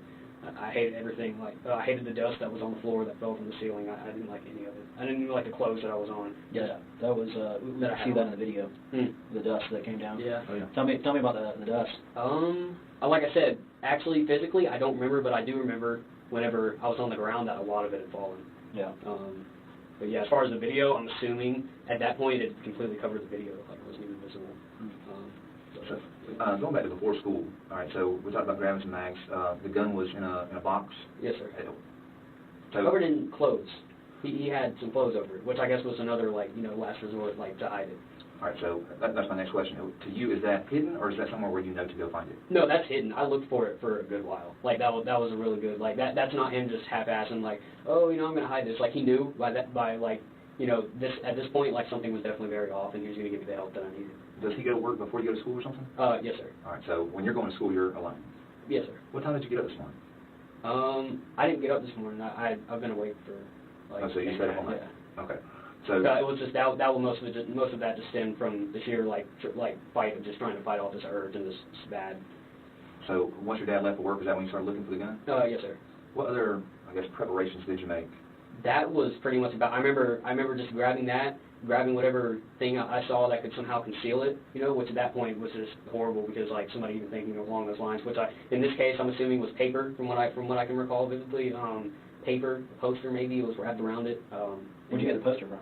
I think it was just lying around. Like pink stuff on it. Yeah, it's just in my house. I just picked it up. Is that something like your sister made? I don't know. I didn't look at it. I just wrapped it around because the outside was white when I did that.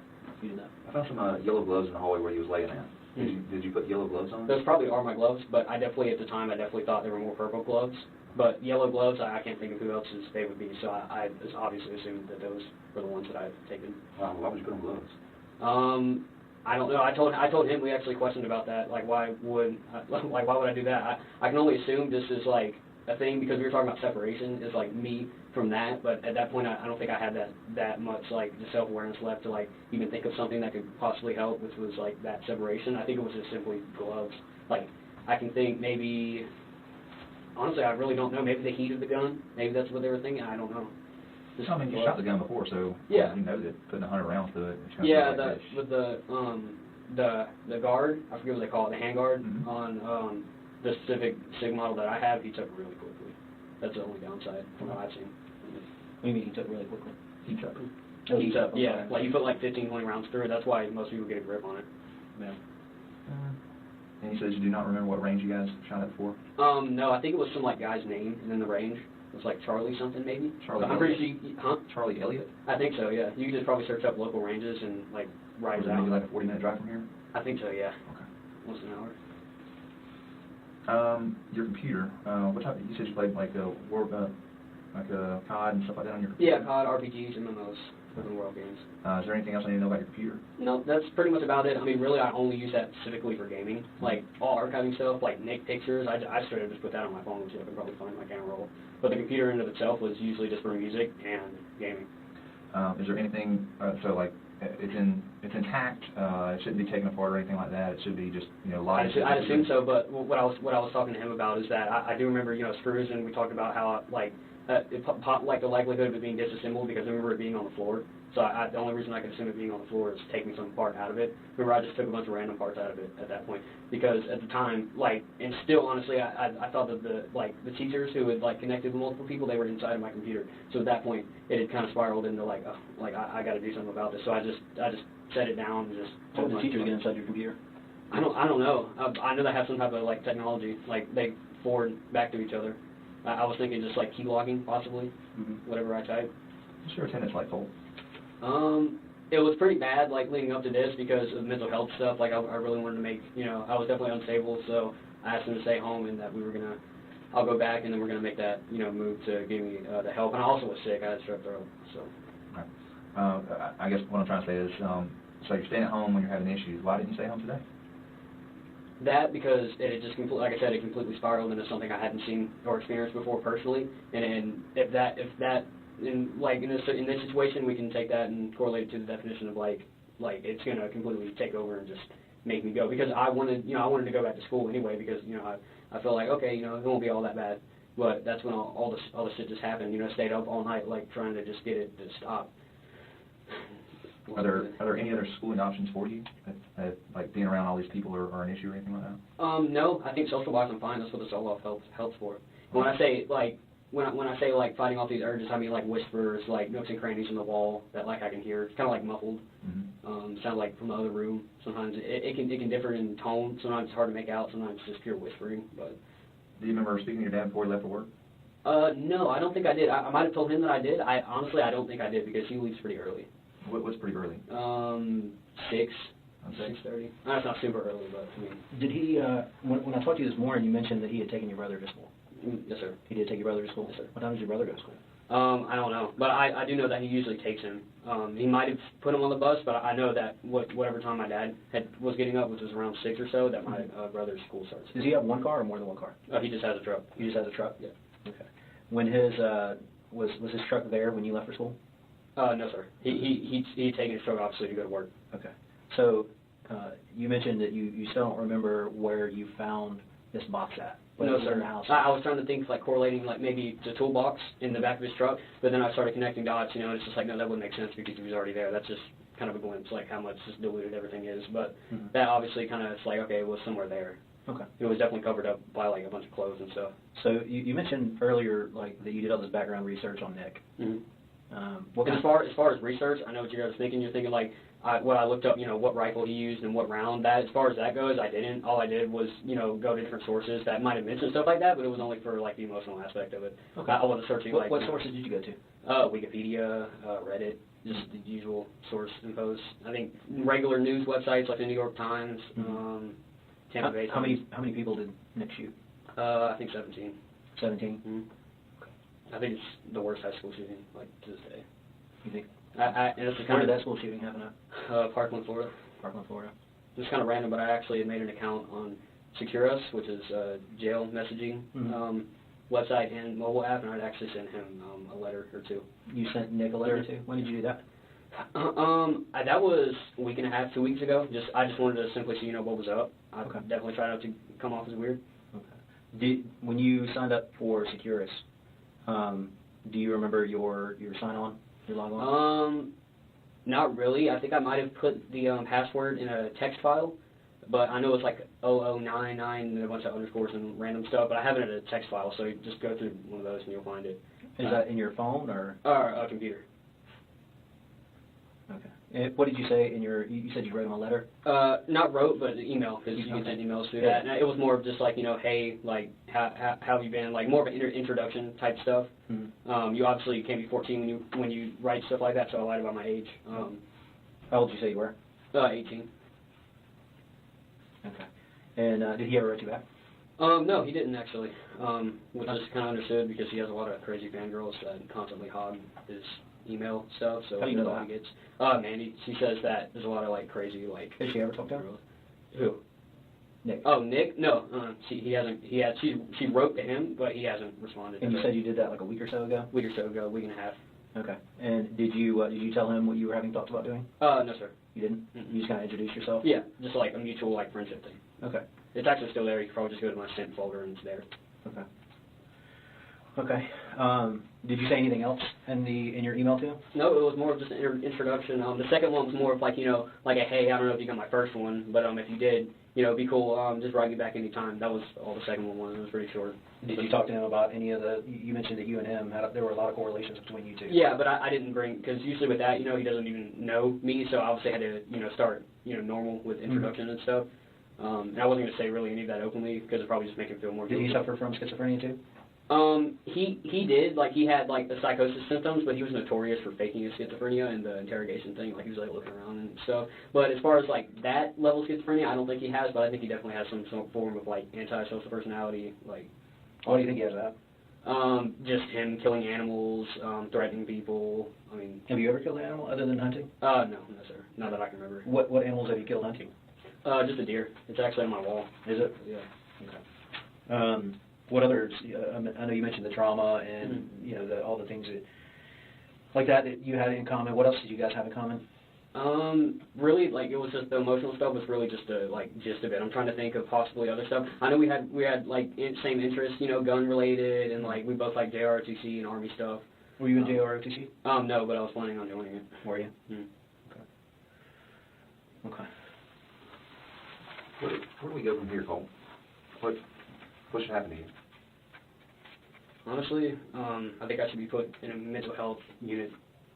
Very, obviously, because what I've done is beyond horrible. I have no words even for what I've done.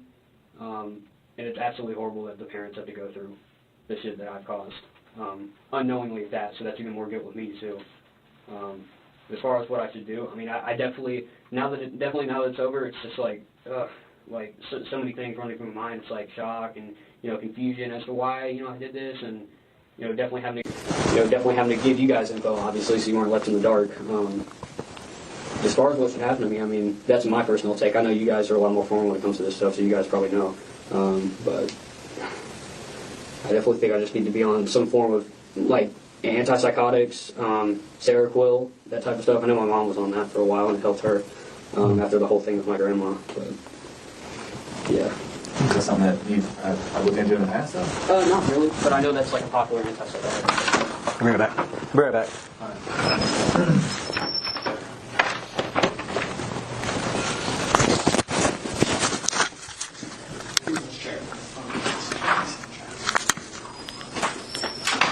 Time 1916 hours. September 4th, 2024, time is 1920 hours, resuming interview with Colt Gray at the Criminal Investigations Division, Barrow County Sheriff's Office.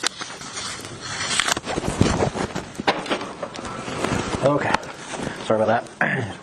Like I said, there's a lot of different people that are involved with the investigation, so I just wanted to clarify some things, that you have shared with us. Now, you mentioned that you destroyed your computer, right? And you took it apart. Yes, sir. From what I can tell. That's right. What'd you do with your hard drive? Hard drive, I didn't have a hard drive. You never had a hard drive? No, the disk hard drive, no, I never had a hard drive. As far as drives, I wouldn't know anything about that. I know I just took graphics card, I think, because I remember the two bands on. So how do you store anything? How do you save anything? Drives, really. I know SSDs, they're like little slots. Okay. Should be below the graphics card. Below the graphics card? I remember taking that out. Okay. And I also wanted to ask you about you mentioned being on Discord. How long have you been on Discord? This account that I made has only been a month I've had it. Okay. What account did you have last year? I can't remember. You don't remember that? Specifically May of last year? I don't remember. You don't remember? I know I've had previous Discord accounts, but I don't remember the Okay. name of it. How many previous accounts do you think you've had? 4 or 5. Okay. Why do you keep making new ones? Just the paranoia.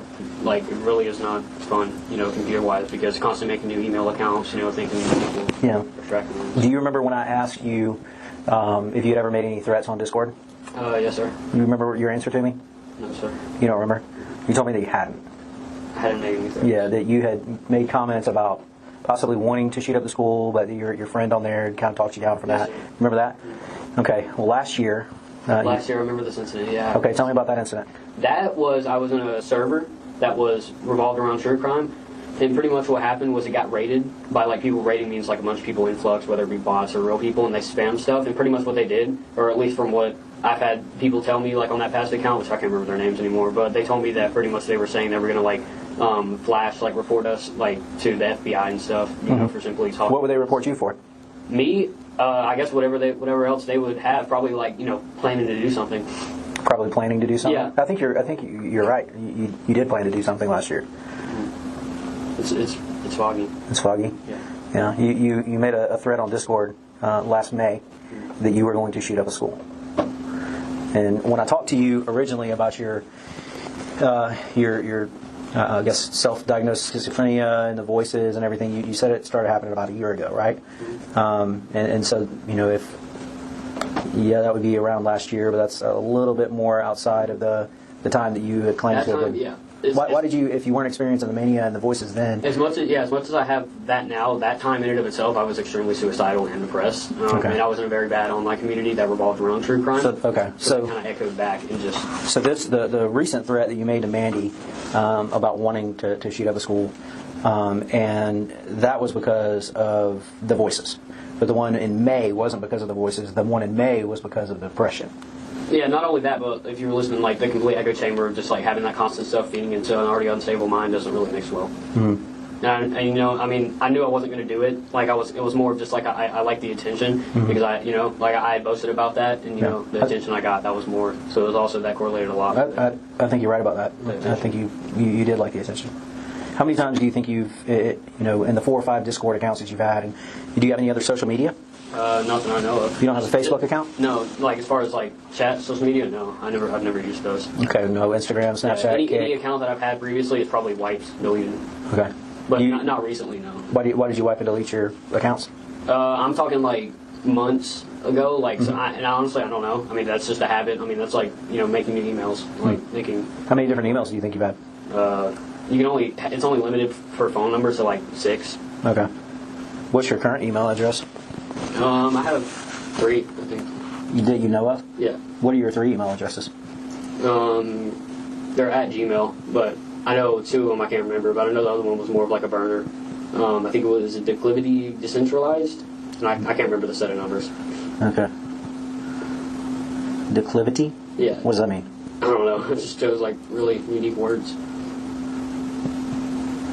Okay. Now you mentioned that you hadn't made any friends here. You didn't talk to anyone at school? No, sir. I just kind of waited around. I eventually was because I was going to go out to clubs and stuff. I just kind of waited to see, kind of let the introduction happen. Okay. Did you this girl that you were going to talk to that you told me about earlier? Do you remember her name? Who? The girl. No. The girl at school. Oh no, I don't remember her name. But I was going to go up and introduce myself and stuff. Okay. Where'd you see her at? Going out the buses. Going out the buses? Yeah. Okay, but you never knew her name? Mm-hmm. Okay. And did you have any problems with anybody at school? No. No? Okay. Other than the very obvious signs that they were, like, correlating some kind of plot with the teachers that, I don't know what that entailed, but I knew that it was something along the lines of trying to hurt me. What do you mean? Like I mentioned, like, I don't know if they were going to take me somewhere or belittle me, but they were going to, like, I don't know if it was on my way home, but they were going to somehow, I don't know, because I remember I mentioned, footsteps on the porch. I tended to hear that a lot, so, I got paranoid that Did you ever tell your dad about it? About the voices? What, like the schizophrenia? Yeah, I told him that. And I mainly brought up mania with him because his big thing was just the stuff that I said. What was his response when you told him you heard voices? Mania thing was just a big that he understood and that he was going to get me the help. When did you tell him that? Which part? The Mania. Mania, like 2-3 weeks ago. Okay. And when did you tell him about the voices? Around that same time. Okay. So about 2 or 3 weeks ago, he said he was going to get you help. And when was your appointment scheduled? You said was this Thursday? He said that it was going to be like next week, I think, or this week. I can't remember, but he said that he had scheduled it. So when we were going to do it over the. What made you wait so long to tell your dad? About that, because I was just scared. Like I thought that me reaching out and telling him or really anybody was going to trigger a response from teachers and people that were after me. Did you tell your mom? I think so, but I only brought up the mania to her. When did you tell her that? Around the same time I did my dad. I kind of came out to that about them, but as far as like the paranoia and what I thought was going to happen to me, I couldn't just. I couldn't. So you mentioned you were scared of your teachers, right? And what they were going to do to you. When did you first go to the counselor and tell her about all what was going on with you? A week and a half ago. Okay. So a week and a half ago, you weren't nervous that she was in on it with the teachers? What? Wait, what do you mean? So you went to the school counselor, right? Yeah. Remember our conversation this morning? And you said That it was about a week and a half ago or so, whatever, that you went and talked to her. But that was like pure crisis. Like that's right. But you weren't worried that she was on the side of the teachers? No, because I trusted her. Like I met her when I first went to my school. When I first started going there, and she was really nice. Like she really gave off that impression of me. Okay. But all your other teachers, what about them? Yes. You didn't trust them? Yeah, and then with them, it was also like auditory things. Like I never had that with the counselor. Like even from day one that I was there. Okay, but like with your other teachers, when you're in class, you had it. Yeah, like I could like hear faintly muffled whispers, telling other kids, and also in the hallway, them telling other teachers, locations I probably would be more likely to be at different times during the day. Okay. What did when you were in the bathroom? What did you hear? Just going based off of like this moment I had in there before everything completely flipped. It was more of just like it was just times that like it was that, and what I mentioned to you earlier, it was like today was the day. Sometime this week was going to be like when they were going to attack me and do whatever the hell they had plotted against me. And when you say they, just to kind of clarify, teachers, possibly students, like ganging up on me, and them all like being in on that. And having it kind of circulate if I didn't do anything about it. Okay. How many times did you go see the counselor there? Twice. And you said that she was a black lady? Yeah. Okay. Butler, I think. Butler? Okay. And how many times did you see her total? Ms. Butler? Twice, I believe so. Okay. What did you tell Ms. Butler? Did you tell her about the voices? Oh yeah, like that was like complete crisis. That was like probably my last like true like crisis like I was feeling before this whole stuff. It just completely heightened. Now, was that the first time you talked to her, or the last time that you felt the crisis? Last time that I talked to her. Like, yeah, but I had already been feeling that, but at that time it was kind of like the situation where it had been heightened, and I felt unsafe, so I went to her to talk to. I went to talk to her about it. What was her advice to you? I was kind of disappointed because she didn't give me a lot of advice. She just simply called my parents and said, like, do they need to come get you? And of course, my dad was at work, so he couldn't. And so she kind of just like, put me into the conference room, just said to sit there until you feel better or stable. Did you feel better or stable? Yeah, eventually I calmed down because I do have that reluctance of like, affirming myself like, hey, it's okay, you're okay, and also helped when other people did it. But it's just when it spins out of control and there's really nothing there to actually affirm that these are simply just so-and-so, that it kind of just spins out. And I know it seems like I contradict myself because why would I be thinking that now? But I know now that it's for sure. Because in the past, like, the affirming, I feel like I was just simply deluding myself. Like, now I know, like, how real it was. Okay. And so you were able to talk yourself down before, but you weren't able to this time? Yes, sir. What was different? Really everything. Like, having, like, at this point, and like I said, I'm not using this as justified, but, like, just almost to the point of having, like, no control whatsoever. Just complete, like, hysteria, almost. Okay.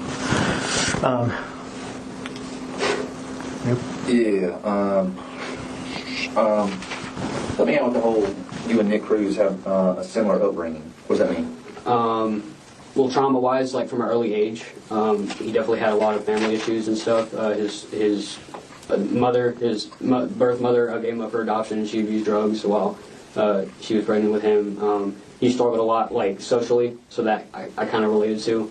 I'm thinking more like along the lines of that. That was one of the main things. It was just him and like how he tried to fit in, but it never really. It always seemed to backfire. It was him trying to get attention. That was another thing, like being kind of childish around girls, like doing like stupid stuff to try to get attention, to like date them and stuff.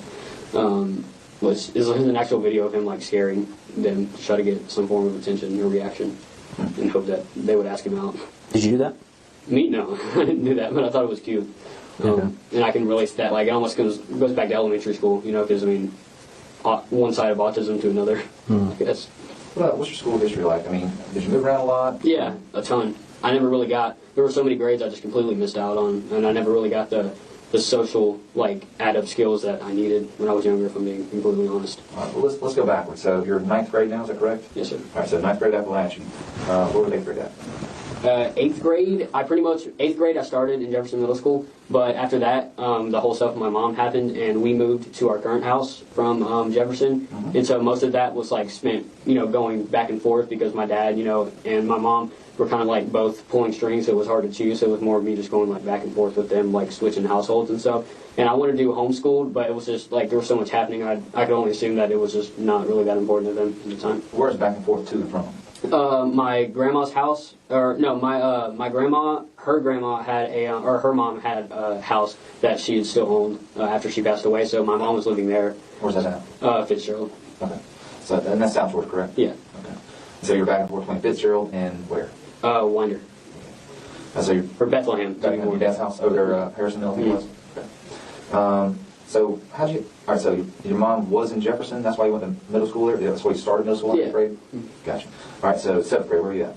7th grade, I was at Jefferson Middle School. It's kind of the same situation. Like 90% of it, I was at Jefferson Middle School, but the beginning of it, I was at West Jackson. And then my entirety of 6th grade, I was at West Jackson also. And then 5th grade was Ben Hill Elementary. Ben Hill? Yeah. And the very late start was at Ben Hill also. All right. So what is your first period class? What subject is that? Intro to Software and Technology. Who's the teacher? I don't know her. I think it's Suzanne Harris, but it's S. Harris. So. Is she a nice lady? Yeah, she's nice. Who's your second period?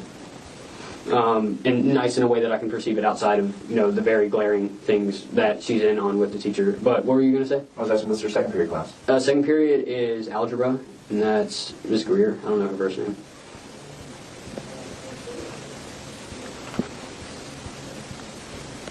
Both of those are Mrs.? Yes, sir. Okay. All right, we didn't go to third or fourth period or anything like that. Do you have a locker? No, sir. Is that something that you don't have because of a specific reason? Or? I don't know exactly, but I know nobody uses a locker. We all just carry around book bags. Okay. Describe your book bag to me. Black. I think it's Sport something, the brand. Okay. What do you carry inside your book bag? Just notebooks, math, algebra, big book for algebra, and notebooks as in to take notes in my classes. And most of my software and technology classes are done on the computer, so not a lot. And my laptop. And your laptop's in your book bag also? I think it's at home. This particular day, did you have everything normally that's in your book bag, or did you pull it out? I pulled out my laptop, I think. I don't know why I did that, but everything else I think was normal. Okay. Do you normally carry your phone in your backpack or in your pocket? Pocket. That I guess I just set in my backpack is like not wanting it to get destroyed, I guess. I mean, I kind of texted everything I wanted to say, so I didn't see a point. Like the cops were going to take it from me either way. Kind of like looking back at it. So I mean, I guess that could only be what he was thinking future tense as to what why take the phone. Okay. And you said the text that you wanted to send. Elaborate on that. What text did you want to send out? Or want to send out? I sent out just I love you to my dad, and then it isn't your fault. And I think that was pretty much it as far as like text messages. Anything else I can't think of or was on an impulse that I don't have any awareness of. Do you remember you got a response? I don't think I did for my dad. If I did, it was in my book bag, so I wouldn't know. Gotcha. What made you text that? Guilt. Like I said, one of those moments where this is so fucked up. Like I don't know if I'm going to be able to save myself today, but if it somehow shit blows over and I'm not able to do that, I would want them to know that I wasn't their fault and that I love them. Was your dad the only text message that you sent? I think so. I think my mom too. She didn't respond, but I think I might have sent her just the same thing, like I love you. Is your mom still in Fitzgerald? Yeah, living in my grandma's house. Do you? So you live with your dad. So I'm assuming that you speak to your dad every day. Do you speak to your mom regularly? Not really. I mean, I talk to her in text messages. But as far as speaking, like physically, no. But like text, we text back and forth. Do you get along with your mom and dad? My mom, yeah, but like back when shit was just going on and she was, on hard drugs, not really. My dad, he's very much a narcissist, as much as I hate to say it. So there's a lot of things that, I can take into consideration as like, into him not, doing stuff that needs, doing as much as he's the parental figure. And I used to be the last person telling him stuff like this, just simple stuff like that. And, like dumb arguments, like dad and son arguments. The gun, is that your dad's gun? Yeah, yes. How long have your dad had that gun? Since Christmas, I think. He bought it as kind of a present for me, but it was him. Like, he always kept it. What do you mean as a present to you? Like, just for hunting, because we used that gun actually, or it might have been a 450 that we used to own, but he sold it. We were going to use that for hog hunting and coyotes, so that was kind of like the present. But. What other guns are in the house? His 40, I'd assume. He carries his 9, and I know he has a kind of almost my exact rifle, but it's like a long range, like he uses for hunting and stuff, and also a shotgun he uses for self-defense, home defense. I remember you asking that before. Now, Jason, sorry about that. The hunting trip to Illinois.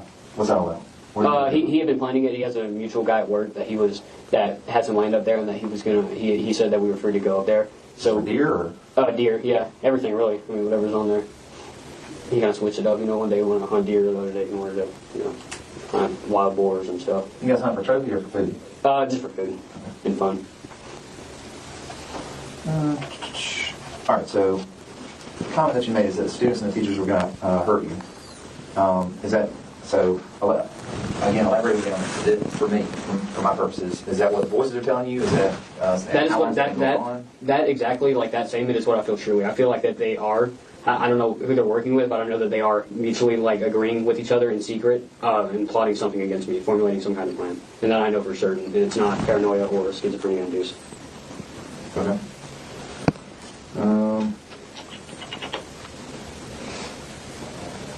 What future plans did you have? Future plans, as in? You're into technology and stuff like that. You seem very bright. What were you planning on doing? Going into the tech industry.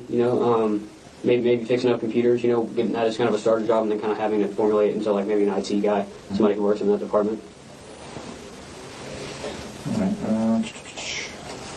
All right. And I think that we covered this before. That you think that after this is over with, you think that you should go to a mental hospital and yes, sir. For my safety and the safety of people around me. Okay. And I'm not saying that as in a cheap way out. I'm saying that as in genuinely, like until I can get on some form of medication.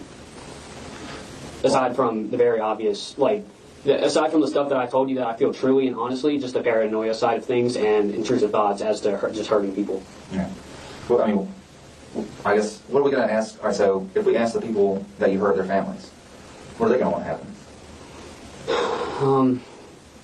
That's why I feel like it's very hard for them to perceive, especially from my end, because I can understand that trauma that they're going through in the loss of a child, if there is any. And it's really definitely hard because, especially with my end, with things, it definitely would be hard to come up with some sort of like something you could tell them that could truly get across that I feel like the teachers were after me. And as far as them, at that point, I really had no control over it. And that's just like sounds like such a shitty way to get out of any situation and have guilt against you. Oh, he just didn't have control. But with me, I genuinely I just have gone for so long unmedicated that it's just formulated into just something that just isn't me. Earlier when you said after the event was over with and everything is kind of settled and you start to smell smoke and stuff like that, that's when you're starting to come back, yes, so to speak. That's when your clarity is coming back. I had a train of thought right there. I totally lost it. And after that, another thing that contributes is the self-realization that, I've done what has been egging me on, what, whispers, muffled voices have been telling me to do for so long. And after that, there's no more urge to get rid of them. I've at that point, according to them, I've achieved it, scaring away the teachers. So at that point, there's really no other, you need to do so and so. So that definitely contributes to having that self-awareness. Unless you said they were calling you a coward. After that, yes, they were.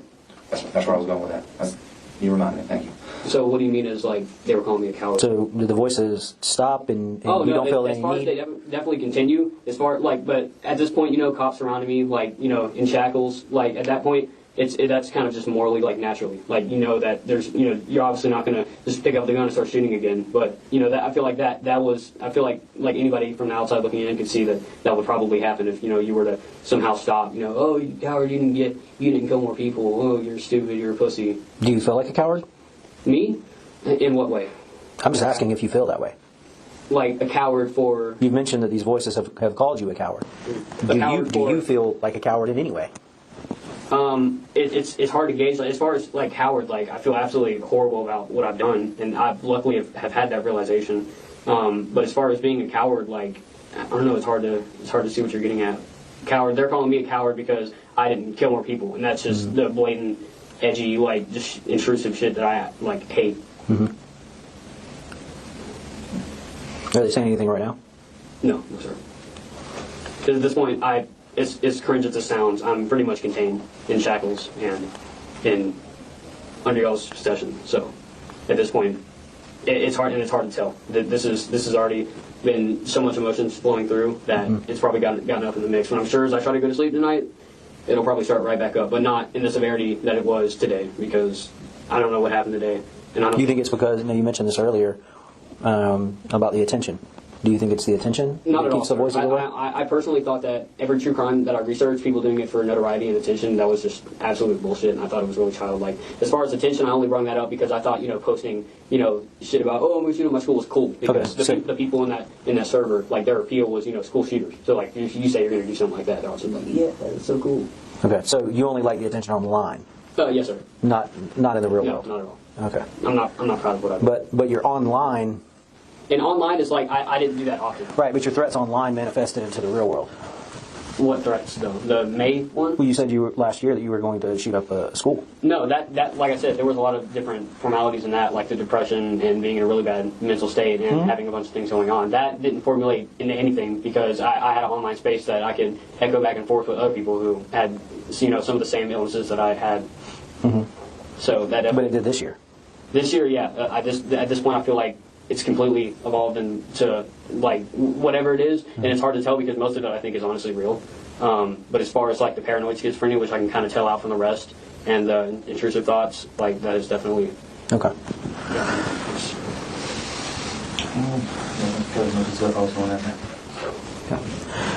So I told you earlier that I explained to you that you were under arrest.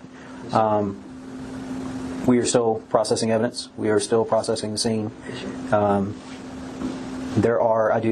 taken 4 warrants for your arrest. I'm going to read those to you here.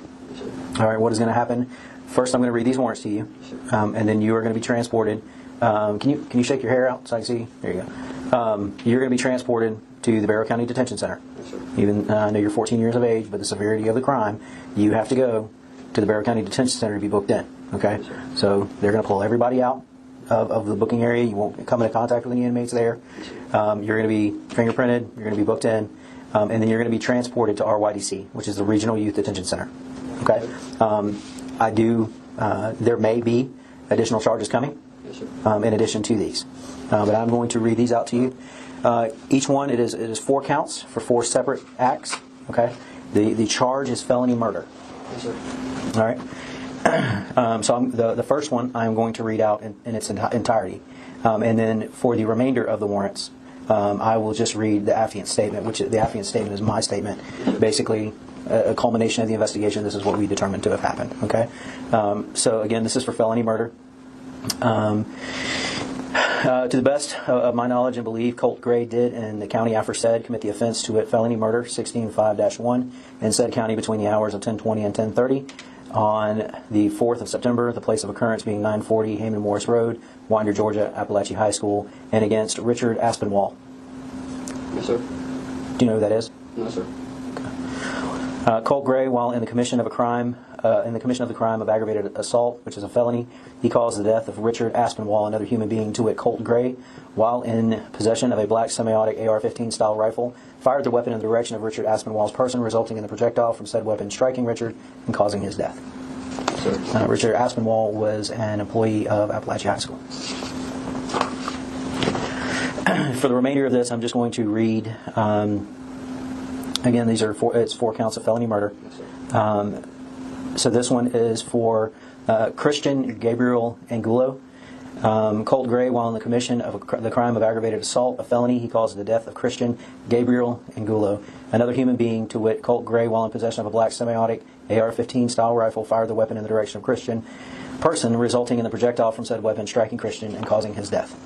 Christian was a student of Apalachee High School. The next warrant is for Cristina Irimie. Colt Gray, while on the commission of the crime of aggravated assault, which is a felony, caused the death of Anna Cristina Irimie, another human being, to it. Colt Gray, while in possession of a black semi-automatic AR-15 style rifle, fired the weapon in the direction of Anna Cristina Irimie's person, resulting in the projectile from said weapon striking Anna Cristina and causing her death. Anna was an employee of Apalachee High School. This next warrant for felony murder is for Mason Alexander Schermerhorn. Colt Gray, while on the commission of the crime of aggravated assault, a felony, caused the death of Mason Alexander Schermerhorn, another human being, to which Colt Gray, while in the possession of a black semi-automatic AR-15 style rifle, fired the weapon in the direction of Mason's person, resulting in the projectile from said weapon striking Mason and causing his death. So those are your 4 charges at the moment. My condolences. Truly. That concludes the interview. All right. Ladies and gentlemen, we are going to stop there for the day. We will resume 9 o'clock. Is that, Mr. Allen, 9 o'clock? All right, we're going to resume at 9 o'clock tomorrow. Is that a Zoom witness at 9? Do we need to suspend this testimony? No, Judge. He will be here in person. The Zoom witness that we were requesting will be for Tuesday. Okay. All right, so we'll just resume at 9. No special accommodations. Okay, one question. I got my spinal cord. Yeah, I should be getting on this weekend on the He said it's a person very similar to the one We had a preliminary report from their doctor. Okay. And Mr. Allen, you think you can get that to him this weekend? Oh, yes, Judge. I will be meeting with him this weekend, and hopefully Saturday I can email the report to him. Okay. I was going to say, that was my final question for investigators. No, Mr. Allen indicated he has possible examination, but do you have approximately how lengthy that will be just for planning purposes? Probably over an hour. Just wanted to make sure that there's a day. Anything else we need to address before Monday? No. All right. Thank you. We'll be adjourned.